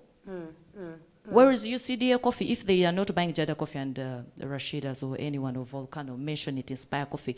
Where is UCDA coffee? If it's a question of quality, I think the first coffee will be UCDA. Yeah. Enter their boardrooms. So if government is the biggest spender and it is not spending on our coffee, how do you expect youth, like the Isaac gentleman said, that I have my coffee trees, I don't have land. But if they go on and have land to grow their coffee, where are they going to sell it? When the domestic consumption, which is the domestic market, is still small. I think very, very good questions that Jackie is raising. And allow me at this point in time invite Pal from Inspire Africa Coffee to speak to us, to give us a cup of coffee, but also be able to speak to us about the Juza, coffee service. Please, Pal, you can come through. And while Pal comes through, actually, Jackie spoke about a story. This whole idea of, thank you very much, Pal. This is beautiful packaging as well. When Jackie talked about story selling, my mind went straight to the Mona Lisa story. I mean, everyone has known about Mona Lisa or something like that. But the question is, they're just selling a story. And that is what people are actually going to do. So we have a sanitizer, Pal. We'll be able to get a sanitizer as well as a mic. So Pal can be able in just about 2 minutes to speak to us about the Juza coffee service. There is one. Pal, there is a mic right behind you. Okay. Very beautiful coffee. I wish the people online could be able to test this as well. But Pal, please go ahead. Talk to us about the Juza coffee service. What is it about? All right. I'm Linda Pal from Inspire Coffee in partnership with PSFU. Pal, is your mic on? Just trying to find out whether your mic is on. You could tap it and see. I think it's fine now.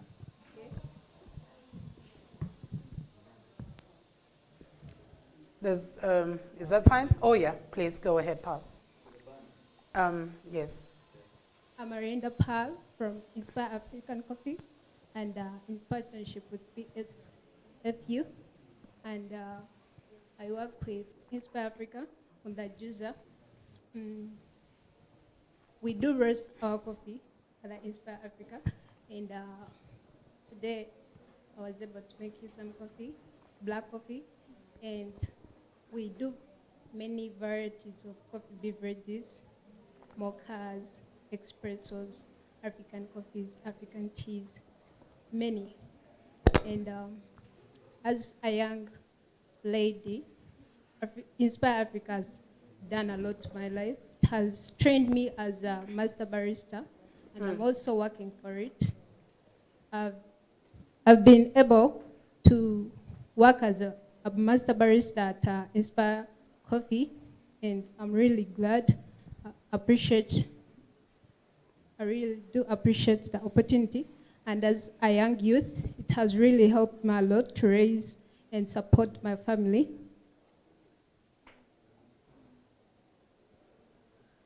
Yeah, besides coffee on the Juza, we also do snacks, juices, and other varieties. Also do sell coffee as we roast and package it ourselves.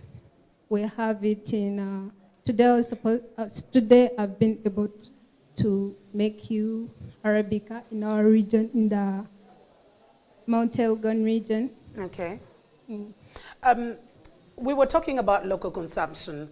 On average, do you normally get Ugandans who are asking for coffee, or we are coming and asking for totally different things? Who are the most consumers of the coffees that you make at Inspire Africa Coffee? On Juza, we mainly do focus on everyone to be able to consume a cup of coffee. You know, people do hear that coffee is expensive and what, so we lowered it to a very affordable price, so that even Muntwa Wansi, a boda guy, can be able to get himself a cup of coffee. But do they still come? Yes, they do. They do. Yes, they're picking it up because you lowered the price? Yes, please. Okay.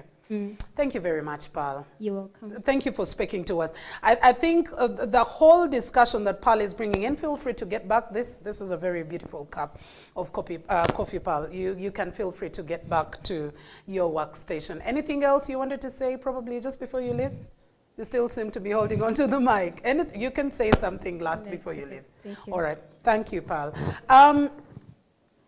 And this is the reality that Richard was speaking about, that you'll see people going to the lowest of, let's have the price reduced. Maybe that will be able to attract them.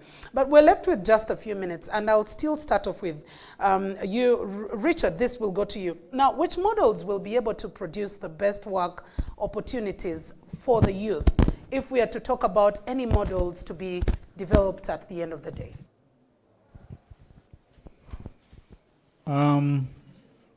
And as well, maybe to just loop into that discussion, let's pay attention to policies, if there are any that government can be able to put in place. Is it legislations? What do we need from the side of government and from the side of the regulators themselves?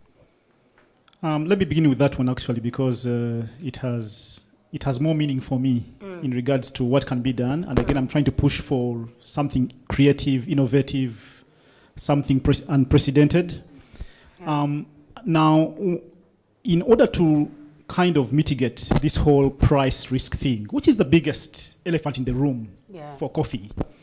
And talking about elephants, by the way, it is said that you never go to hunt for an elephant alone, because one, it is simply too big for you, and number two, if you're lucky to kill it, you can't carry it home. So, in hunting that elephant, one of the things I would encourage government to do, and particularly even UCD may have a mandate to do, is that in order to kind of deal with this price risk thing from an innovative perspective, it is that we need to educate the coffee consumer, and I'm now talking about the huge value consumer in the consuming countries where we export the coffee to. They need to understand that the product they are buying is a product that has livelihoods behind it. And that those livelihoods are putting in time, energy, and resources.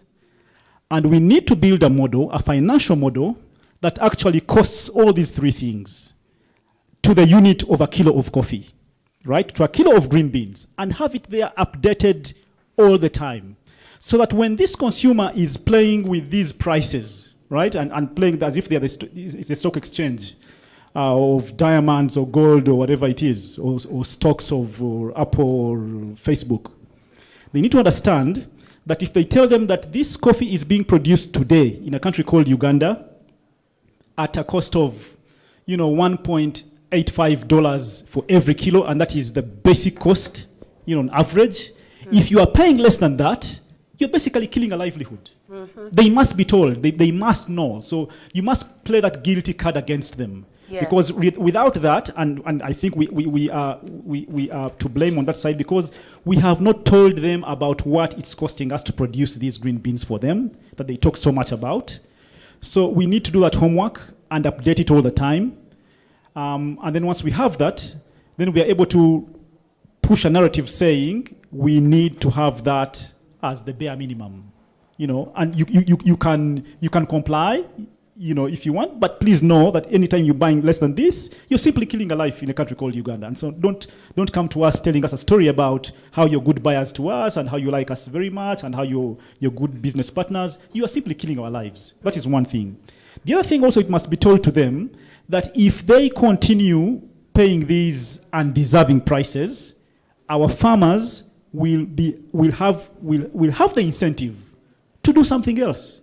You know, I have had this discussion in some of the global coffee conferences, and I tell them that, you see, in the coffee value chain, if you are on the 30th floor and you fell off that floor, the result of your fall is more fatal than me, who is falling off the ground floor. Yeah.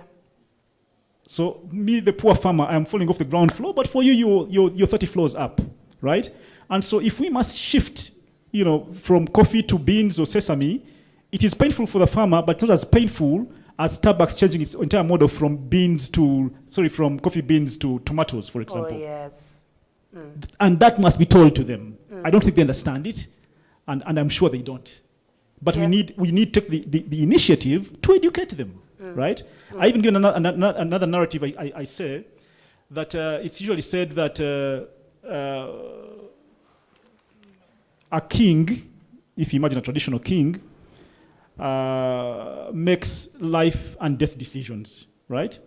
And so the customer being king in the business sector, particularly the coffee value chain, the king needs to understand that any time he makes a purchasing decision in coffee, both on quantity and price, it is a life and death decision to the producers. So they must make those decisions from a point of information, from an informed perspective. And it's our right as the producers or producing countries to educate our kings, in quotes, to be able to make the right decisions. Because then you never want to have an ignorant king. Never. Right? Who is deciding to say, okay, kill that one, free that one, jail this one, without even knowing what the facts are. Right? So we need to educate our kings so they can make the right decisions. That is my view on this. Very, very true. And I totally love when you talk about the guilt consciousness, and it's true. If we say we're moving from coffee to something else, we will move on and we'll be able to earn from it. And those people really need to know that. I think we need to keep saying that to them. I will come to you, Rashida. What do you think are some of the policy actions that are needed to improve an enabling environment for job creation in the coffee value chain?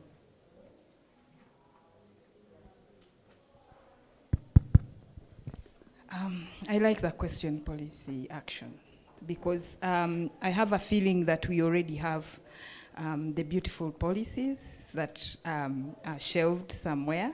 Implementation is our biggest issue. Yes, but in the coffee sector, the time I've been there, I must say that I'm quite proud that at the higher level, there is an opportunity for especially women under IWCA. I'm not promoting IWCA, but I like the fact that UCDA, the Coffee Authority, has given an opportunity to women to be part of the discussions, to be part of the coffee platform, to also, handhold them and ensure that they are able to look out there and also market.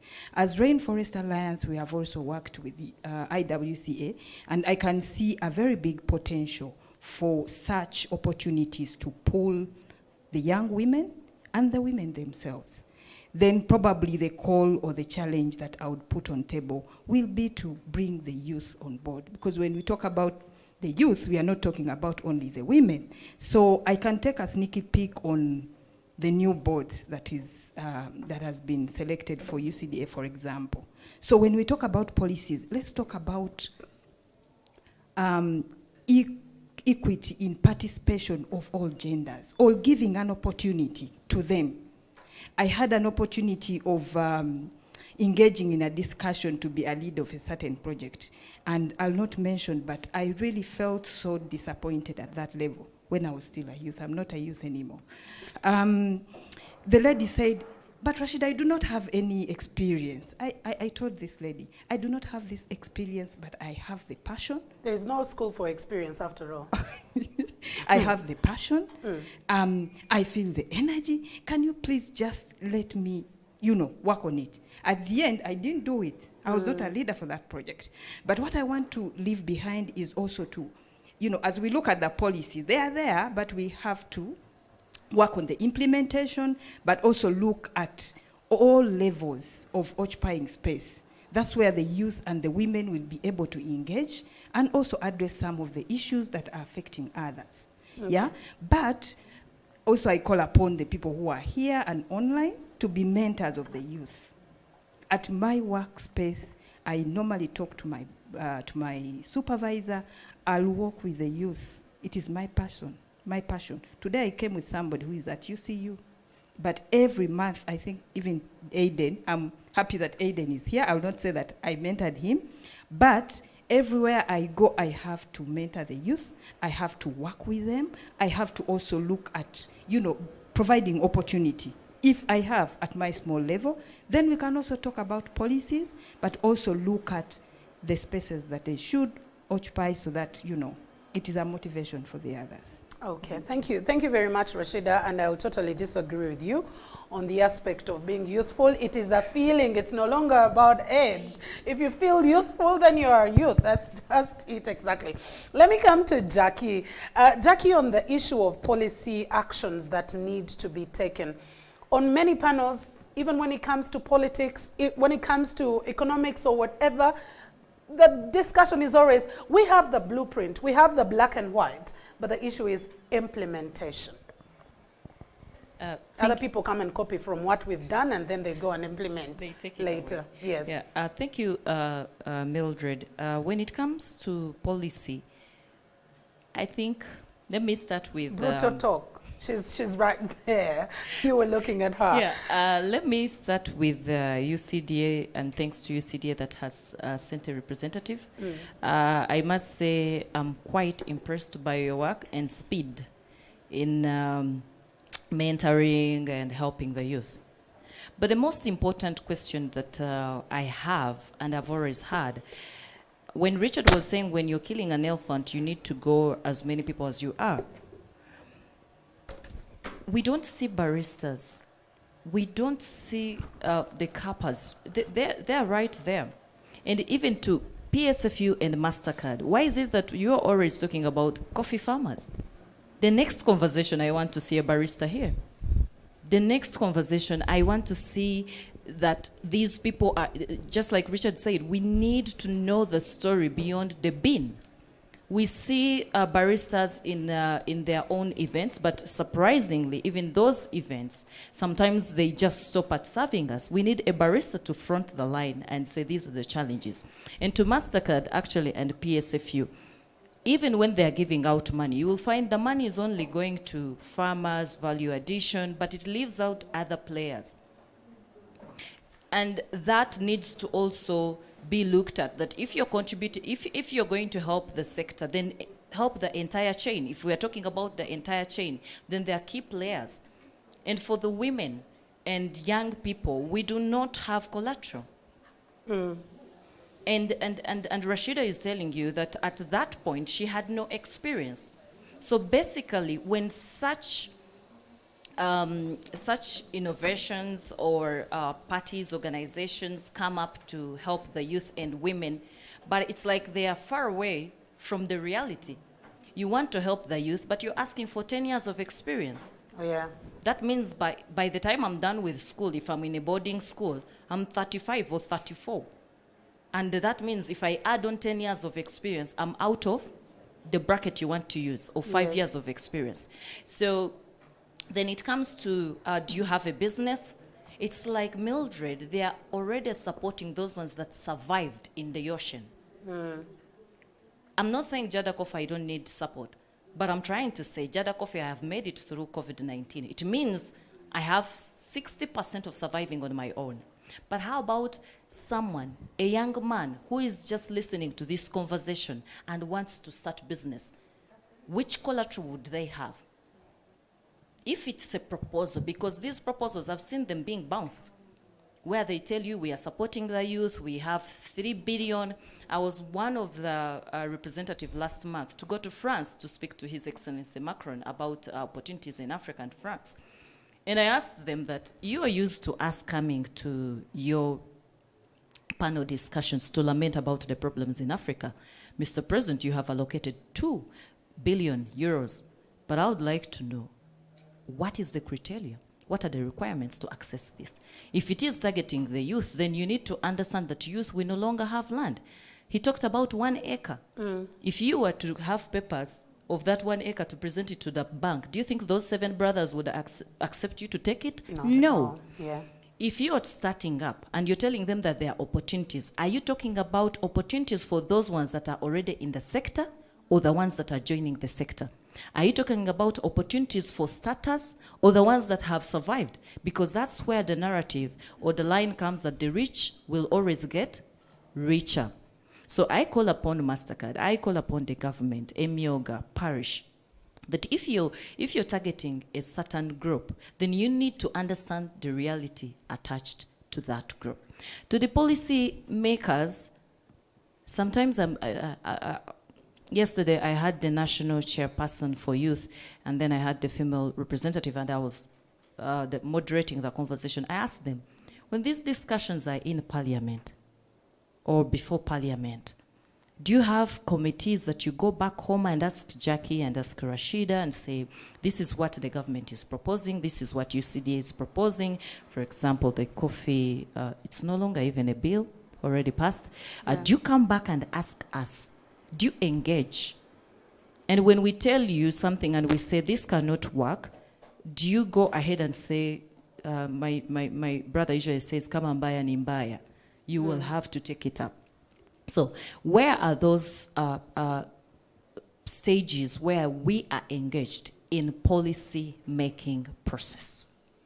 If the youth are not engaged, and in parliament I see that most of the youth, we have representatives. Now the question is no longer Mildred of having representatives. The question is no longer about inviting Jackie and Rashida to represent the youth. We have done enough talking, and Richard said you have a lot of literature, and I like that. And if you go to a border man, they will tell you, oh, you know, Ruzungu Runji. Meanwhile, you do a lot of talking, paperwork, sign there, but we are not seeing policies that favor the growth of entrepreneurs, young entrepreneurs, not only in the coffee sector, but in the entire entrepreneurship field. Okay, thank you very much. And allow me, I'll give each one of us later on about 2 minutes to be able to just wrap up. I normally don't love to say final words because you're not going to die after all. You are still here with us. Let me come to you, Veronica, on the issue of the law itself, and what role this law is going to play towards involvement of youth, but everyone along the coffee production as well as marketing activities. The law that we do have in place, you're better placed to, talk about it. The other time when we were checking out on registration of coffee farmers, we know how much backlash came with that. Let's speak about this law a little bit, and I will later also ask Richard, before he gives us his closing remarks, to speak about the coffee law in place. Thank you. The coffee law should be taken in good faith, much as it has had a lot of backlash for just a few things that were included, like the registration of farmers, I think. But really, it was done based on consultation first. A lot of consultation was done. Now it is out, but the purpose is really to regulate the coffee sector so that we can have better quality coffee, better prices. What was happening is there was a lot of regulation at the point of farm. Usually the processors are regulated, the exporters, a lot of regulation. But the quality of coffee starts from the farm.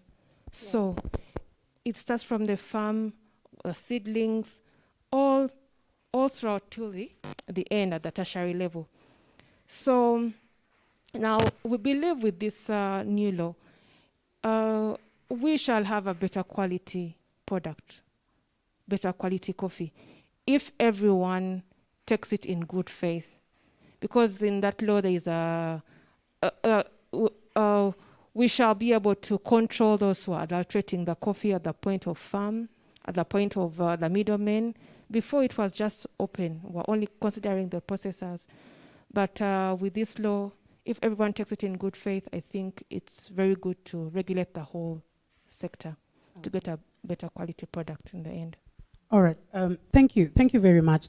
But just before we get to wrap this up, I didn't want it to be just between me and the panelists. I'm trying to find out of our exhibitors, out of the young, people and beneficiaries, out of the discussion that we've had today, I'm wondering if there is anyone who has a question or in the audience is trying to check out online. Looks like people are just taking in the information. There are not so many questions coming through, but they're taking in. There are two responses when people keep quiet. They've either totally not understood everything and they're just perplexed, or actually they've understood and they're drinking from the knowledge that you've been oozing. So to the ladies and the gentlemen, any questions that are coming through our exhibitors and probably in the audience, because online I didn't seem to see any questions that were coming through before we do a final wrap up. Well, like I said, people are drinking from the knowledge and probably will just be asking much later on.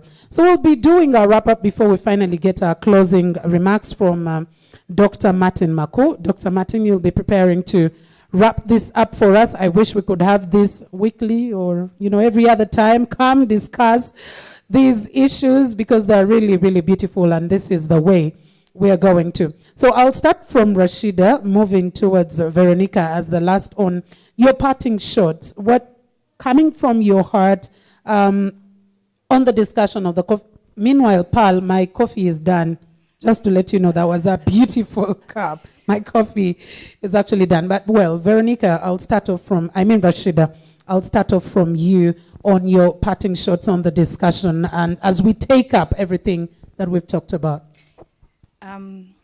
My parting shots, by the way, I would like to thank you very much for the wonderful job and the brilliant questions, and also to my fellow panelists.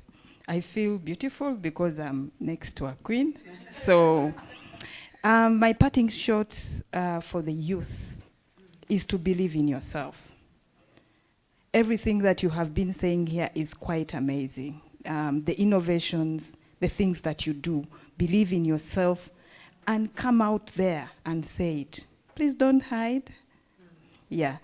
And also the other one, Akalango Kankaiseo. Please go ahead.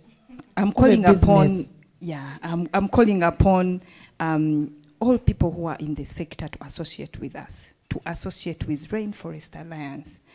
Don't say that certification is very expensive. Come, we have a chat, and then we see where to start.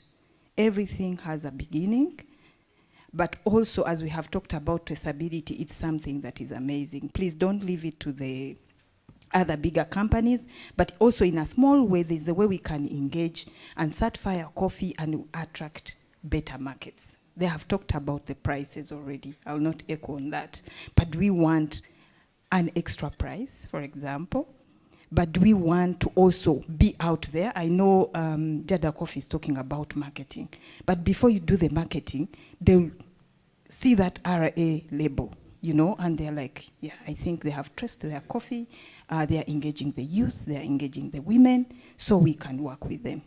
So, yeah, thank you very much. You're welcome. Thank you very much, Rashida, for that. I'll come to you, Madam CEO, for your parting shots.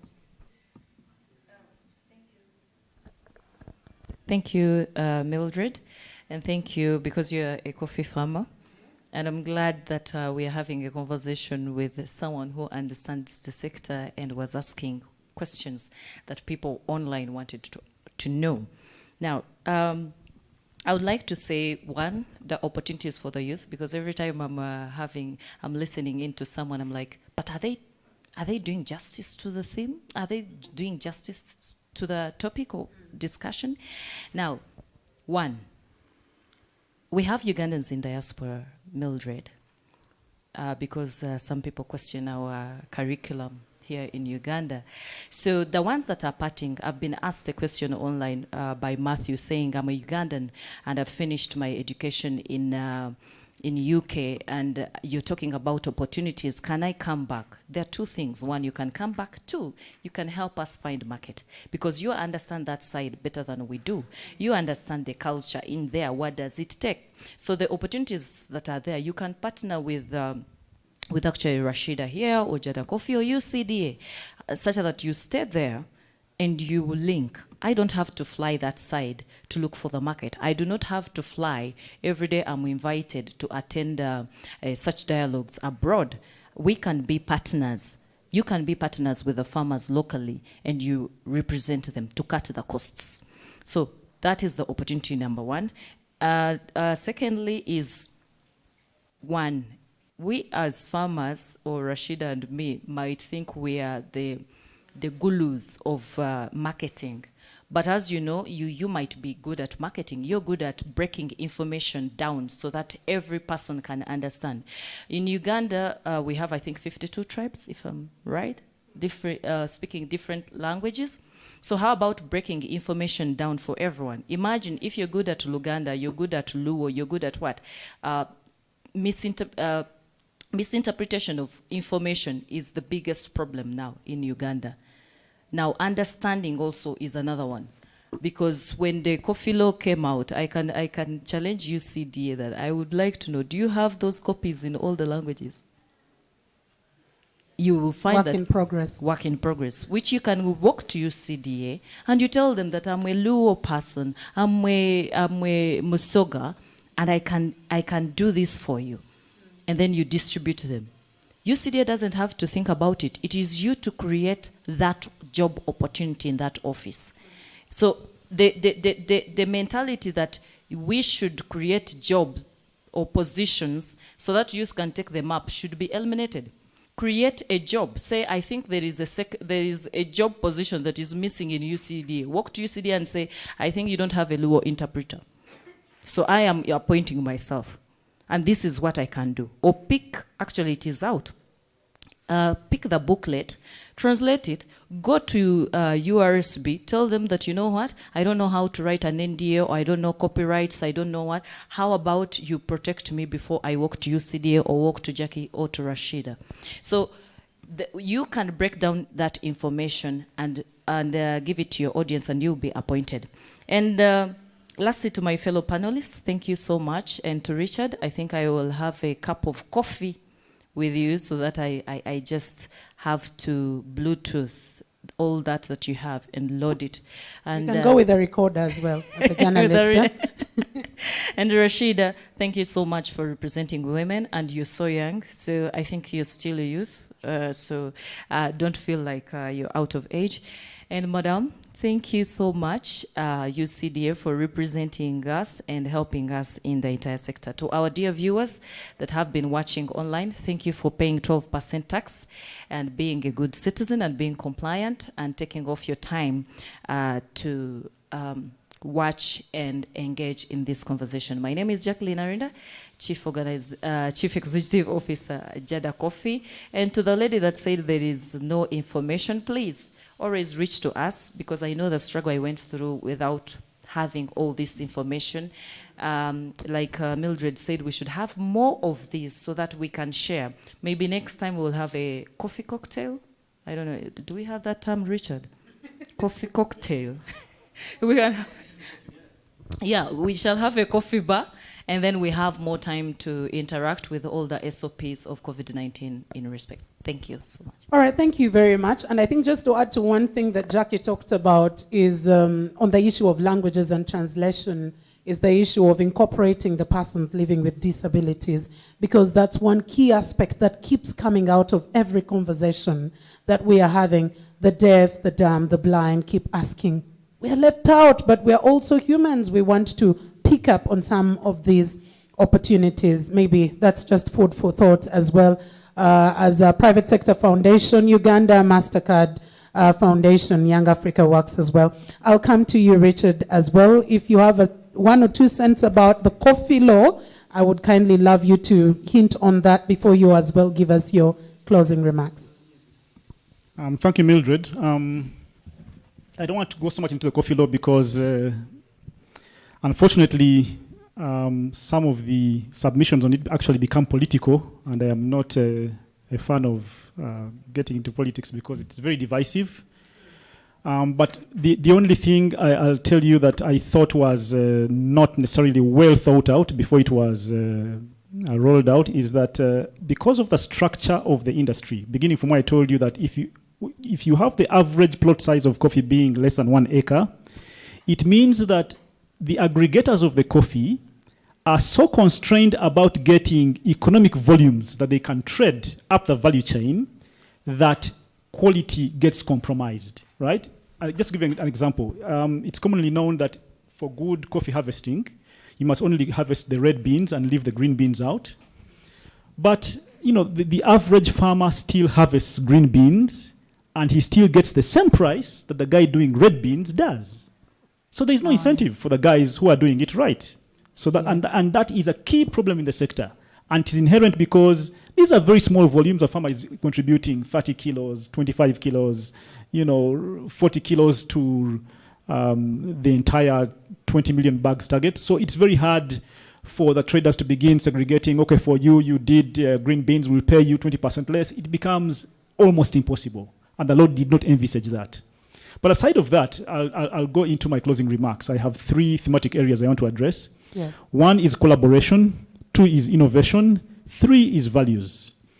On the collaboration, I already talked about it. I think there is need for a lot of collaboration in the business sense to really maximize value, especially when you're youths and you have all these energies, you have loan resources.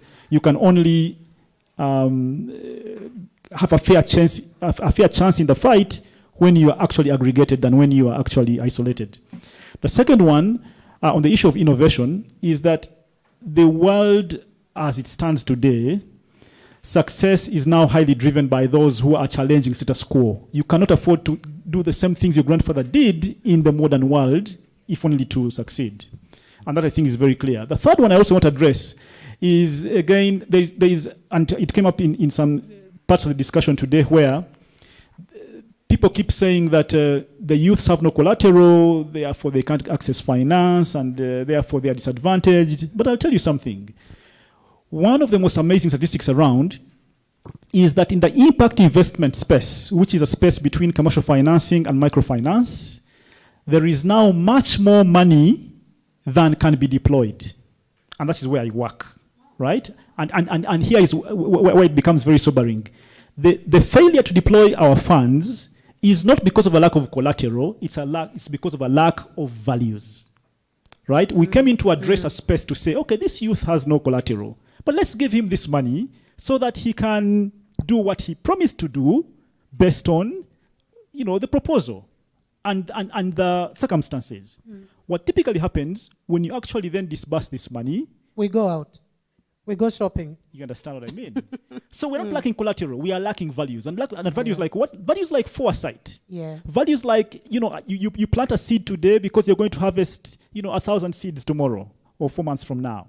That alone is what is the most deficient aspect, not collateral. So we need to think more deeply about where the real opportunities and constraints are. And they are not in your traditional areas that you think, they're not your usual suspects. They are in much more underlying areas than those you think are on the surface.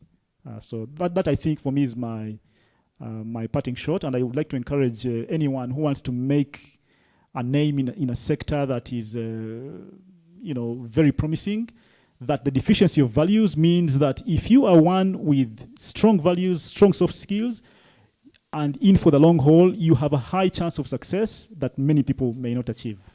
Thank you. All right. Thank you. Thank you very much, Richard, Mr. Richard Tugume. And I think you end up on a very, very important point. If we had values, I don't think we would have a ministry that was earlier on headed by Father Simon Lokodo. If we had values, anyway. But because we don't, we still have a Ministry of Ethics and Integrity has to come through at that point in time. So let's have the final say from Madame Veronica Najemba, also representing from the Directorate of Quality at Uganda Coffee Development Authority. Okay, thank you. My parting shot would be really to thank private sector foundation, PSFU, for this initiative to promote coffee, to promote employment for the youth. Like we know that this journey of trying to boost coffee in the country we cannot do it alone as UCDA. Everyone has a role to play. You cannot ask UCDA to do everything, to do the branding, to do the promotion, to do the planting. We need people along the value chain who value coffee, who value job creation, to be part of this initiative so that we can be able to boost the coffee in the country. Thank you. All right, thank you very much, Madame Veronica Najemba. Thank you. She is from the Directorate of Quality, like I said, at the Uganda Coffee Development Authority. We also had Madame Jackie Arinda, who unfortunately left quite a lot, CEO Jada Coffee. We had Mr. Richard Tugume, who is a member of the Private Sector Foundation Uganda Young Africa Works Project Committee, and a very, very good agriculture enthusiast. And then we also had Madame Rashida Nakavga, who is the country director, Rainforest Alliance. There is just a lot of information that did come through at this discussion. But there are two particular issues I would love, if you forget anything that we discussed today. Values is one key aspect. And Richard picked up a conversation I had yesterday with one of my friends, and he was talking about this gentleman who is a member of parliament, or was a member of parliament, who came, presented a very beautiful proposal, and was given money. And years down the road, there is nothing that he had done. And so when he was told, oh, we are coming to visit, to do a site visit, first of all, there was no value with the person who was agreeing to, give him the grant, because they didn't do an on-site check. And secondly, there was no values on his side because he didn't use the money for what it was meant. So when they told him, we're coming to check on you, in 2 days, they didn't give him 2 weeks or 2 months, 2 days, he started ferrying sand and everything to come and build up, and it was an embarrassment he had to pay back. So values is very important in everything that we do, whether it's a partnership, a business, or whatever. Values is very key. And secondly, we love to work in silos, but let's learn to work as teams. Like they always say, united we stand and divided we fall. As we get to have Mr. Martin Maku to come and give us closing remarks, if you are still thinking twice about having a cup of coffee, think about all the fat in your body. If you want to maintain it, don't take coffee. Think about having to fight issues like depression. Think about having to fight Alzheimer's disease. Think about having to fight dementia. Think about having to fight type 2 diabetes. There is more than coffee being just a beverage. It has immense health benefits that you need to pay attention to. And that is why I'm asking again, have you grabbed your cup of coffee as yet? Thank you very much to our panelists for coming through on this particular discussion.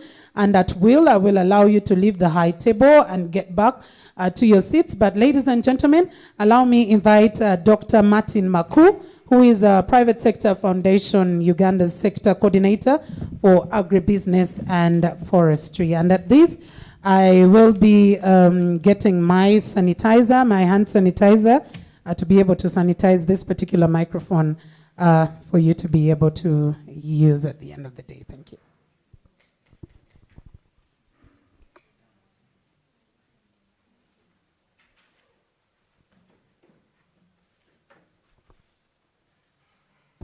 Yeah, thank you very much, our moderator.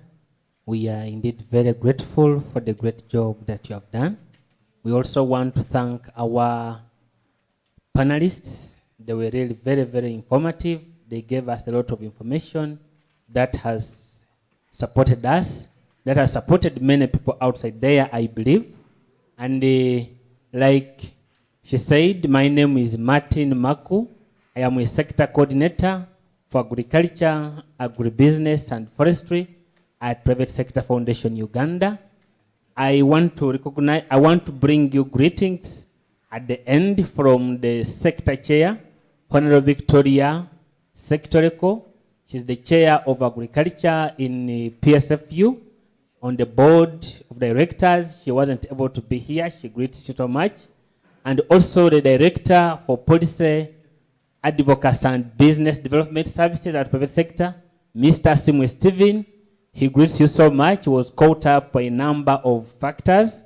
And I will also take this honor to add on a few things from what I have picked from the discussion. Of course, as PSFU working with Young Africa Works and MasterCard. We are grateful that this is helping us to shape the views that have been put forward by the panelists, to help us create jobs, to help us empower the strong ones. Uganda is having 95% of its coffee exported, only 5% being consumed locally, but that's simply because of the aggressive marketing also that we have. I don't know if someone has ever seen a big billboard saying, Josa Coffee, True Love Coffee or something. A big billboard. We see the billboards of MTN, of Nile breweries, but there's nothing of coffee. So we can start venturing into search and then they help us.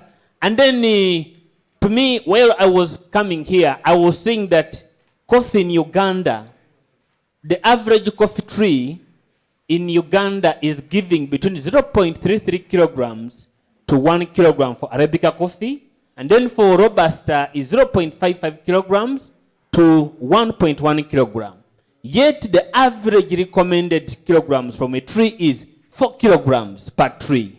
And that's a very huge gap.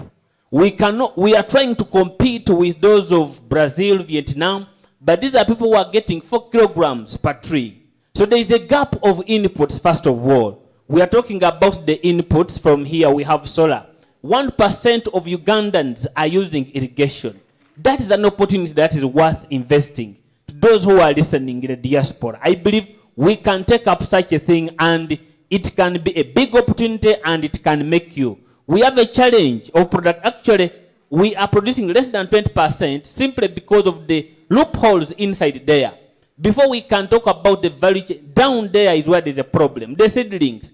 One of the beneficiaries told us we were seeing the new coffee seedlings. But how many people are using that one? How many people know that information? So I believe we can take off this and it can be a very big change. And I also want to think that I concur with Mr. Richard who talked about values. Our youth are only negative. When you ask the youth, what do you want? He will talk about money. And when you give him the money, he will talk about a good dish, a good hotel like Skies and so forth. But will not talk about investing. Yet, in Uganda, the highest percentage of youth are into betting. Actually, studies show that every day, minimum sports betting harvests 10 million of Ugandan shillings. But they only send out 1 million. So that money is coming from over 70% of the bettors are youth. And they are spending their money. But these are the very youth who are saying we don't have capital. We don't need to have land for you to be a successful farmer. You can just catch yourself in a value chain and you become successful. So I think that should be very good. So we need to do a lot of mindset change. From the former to the new ways of doing things now. And of course, value addition is where there is a lot of money. I read so much see that. For example, 1 kilogram of coffee. 1 kilogram of coffee is costing 5,000 for Robusta and 8,000 for Arabic. But then the roasted beans are going for 40,000 shillings on average. An average is the worst best and the best worst. So around 40,000. Yet when someone, if you look at Coffee Javas who is selling coffee, you find that he's getting about 100,000 from a kilogram of coffee. By adding value, packaging it, is getting 100,000 from 1 kilogram of coffee. And then the big players like the Starbucks, they sell a cup of coffee at $3. And then from 1 kilogram, they are able to get 120 cups. That is 1.2 million shillings. Where are we? So can we start to see the value here? We start from home. And I think that when we look at this, it can help us to be far much better. I want to say that youth, let us join hands. Let us catch up with these innovations and we get good values. Last week, I talked to one of my brothers. He asked me about the opportunities in agriculture, the opportunities in Uganda. I told him that the first thing is be willing to do something which is real. Do a real thing. Build a real thing. When you look at, if I talked with Mr. Tugume, who vets some projects, he will tell you that most of the businesses are well written, but when you go on the ground, it is not there. But everything's to the dot. Even those who win the money, they have won the money, but they don't know what to do. And then later on, they start running around. So what can we do? The government has been so good. Actually, there is a very good interest of the government. There is a Myoga. There was a Tandikwa. There has been a prosperity for all. Now, parish development model is going on. How are we tapping into that? We need to be willing to build very, very good values. So I want to thank you so much. Like my colleagues have said, let us catch up, see opportunities at the value chain. There is the production point kind of. Youth can be involved into spraying of herbicides and so forth. You can go into agro processing. You can go into agro input supply. It's a very huge chain. Actually, we said our coffee is suffering because we don't have inputs. To me, one of the policy recommendations, I think, is that there should be reduction of tax on imported fertilizers. Because at some time, when we were growing up, solar panels were very expensive, simply because tax was too high. But when tax on fertilizers is reduced, we shall have a lot of production. We shall be able to cover up the 80% gap that we are facing, and that will help us to develop our sector. So I think UCDA, we need to work together, and then we see that we catch up this. We reduce the cost, the tax on the fertilizers, because many farmers are not accessing. And then we have the issue of counterfeits. Information is a problem. A study last year was done, and it shows that only 18% of farmers are able to correctly use fertilizers well. So that means the 82% are wrongly using inputs. And that's why we have that's why we have the low production rate. So I think we need to work together and be better. We thank you so much for being together with us, those who have been around, those on air and everywhere. We look forward for collaborations, for innovations, for creativity. It's all about creativity. Once you are creative, you can be always a better person. I thank you very much. May the Lord bless you. On behalf of PSFU, we wish you the best. We look forward to working together and growing the sector of the lead farmer structure. Thank you, MasterCard. Thank you, everyone. Thank you.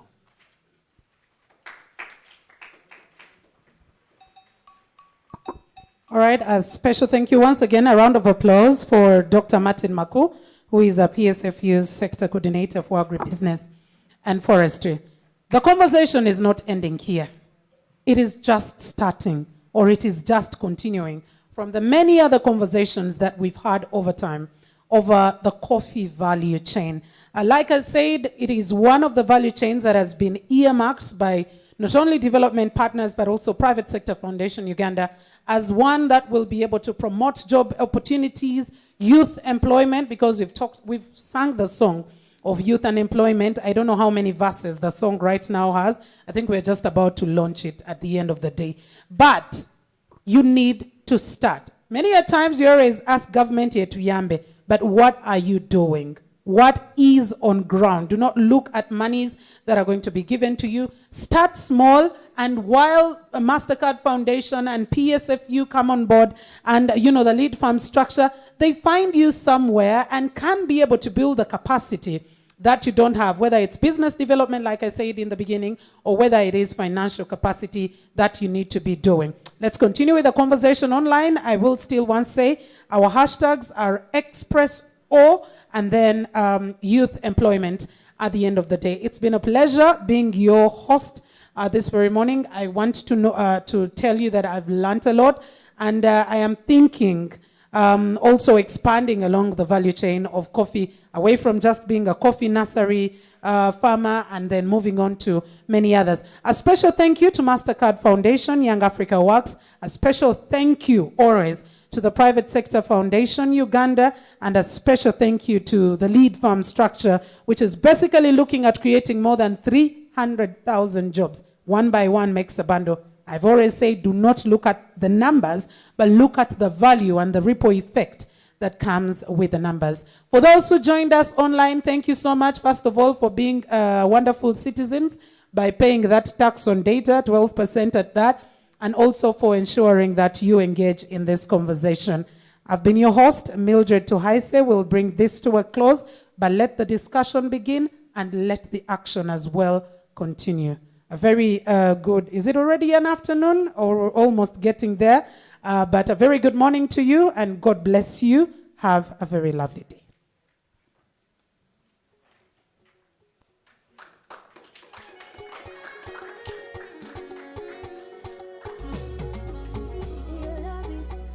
So I think Lorraine or Aiden, anything that you need to say? I think we are bringing this to a close. Aiden, closing remarks of after on air. Okay, thank you very much, guys. Thank you to the exhibitors. That was really, really great.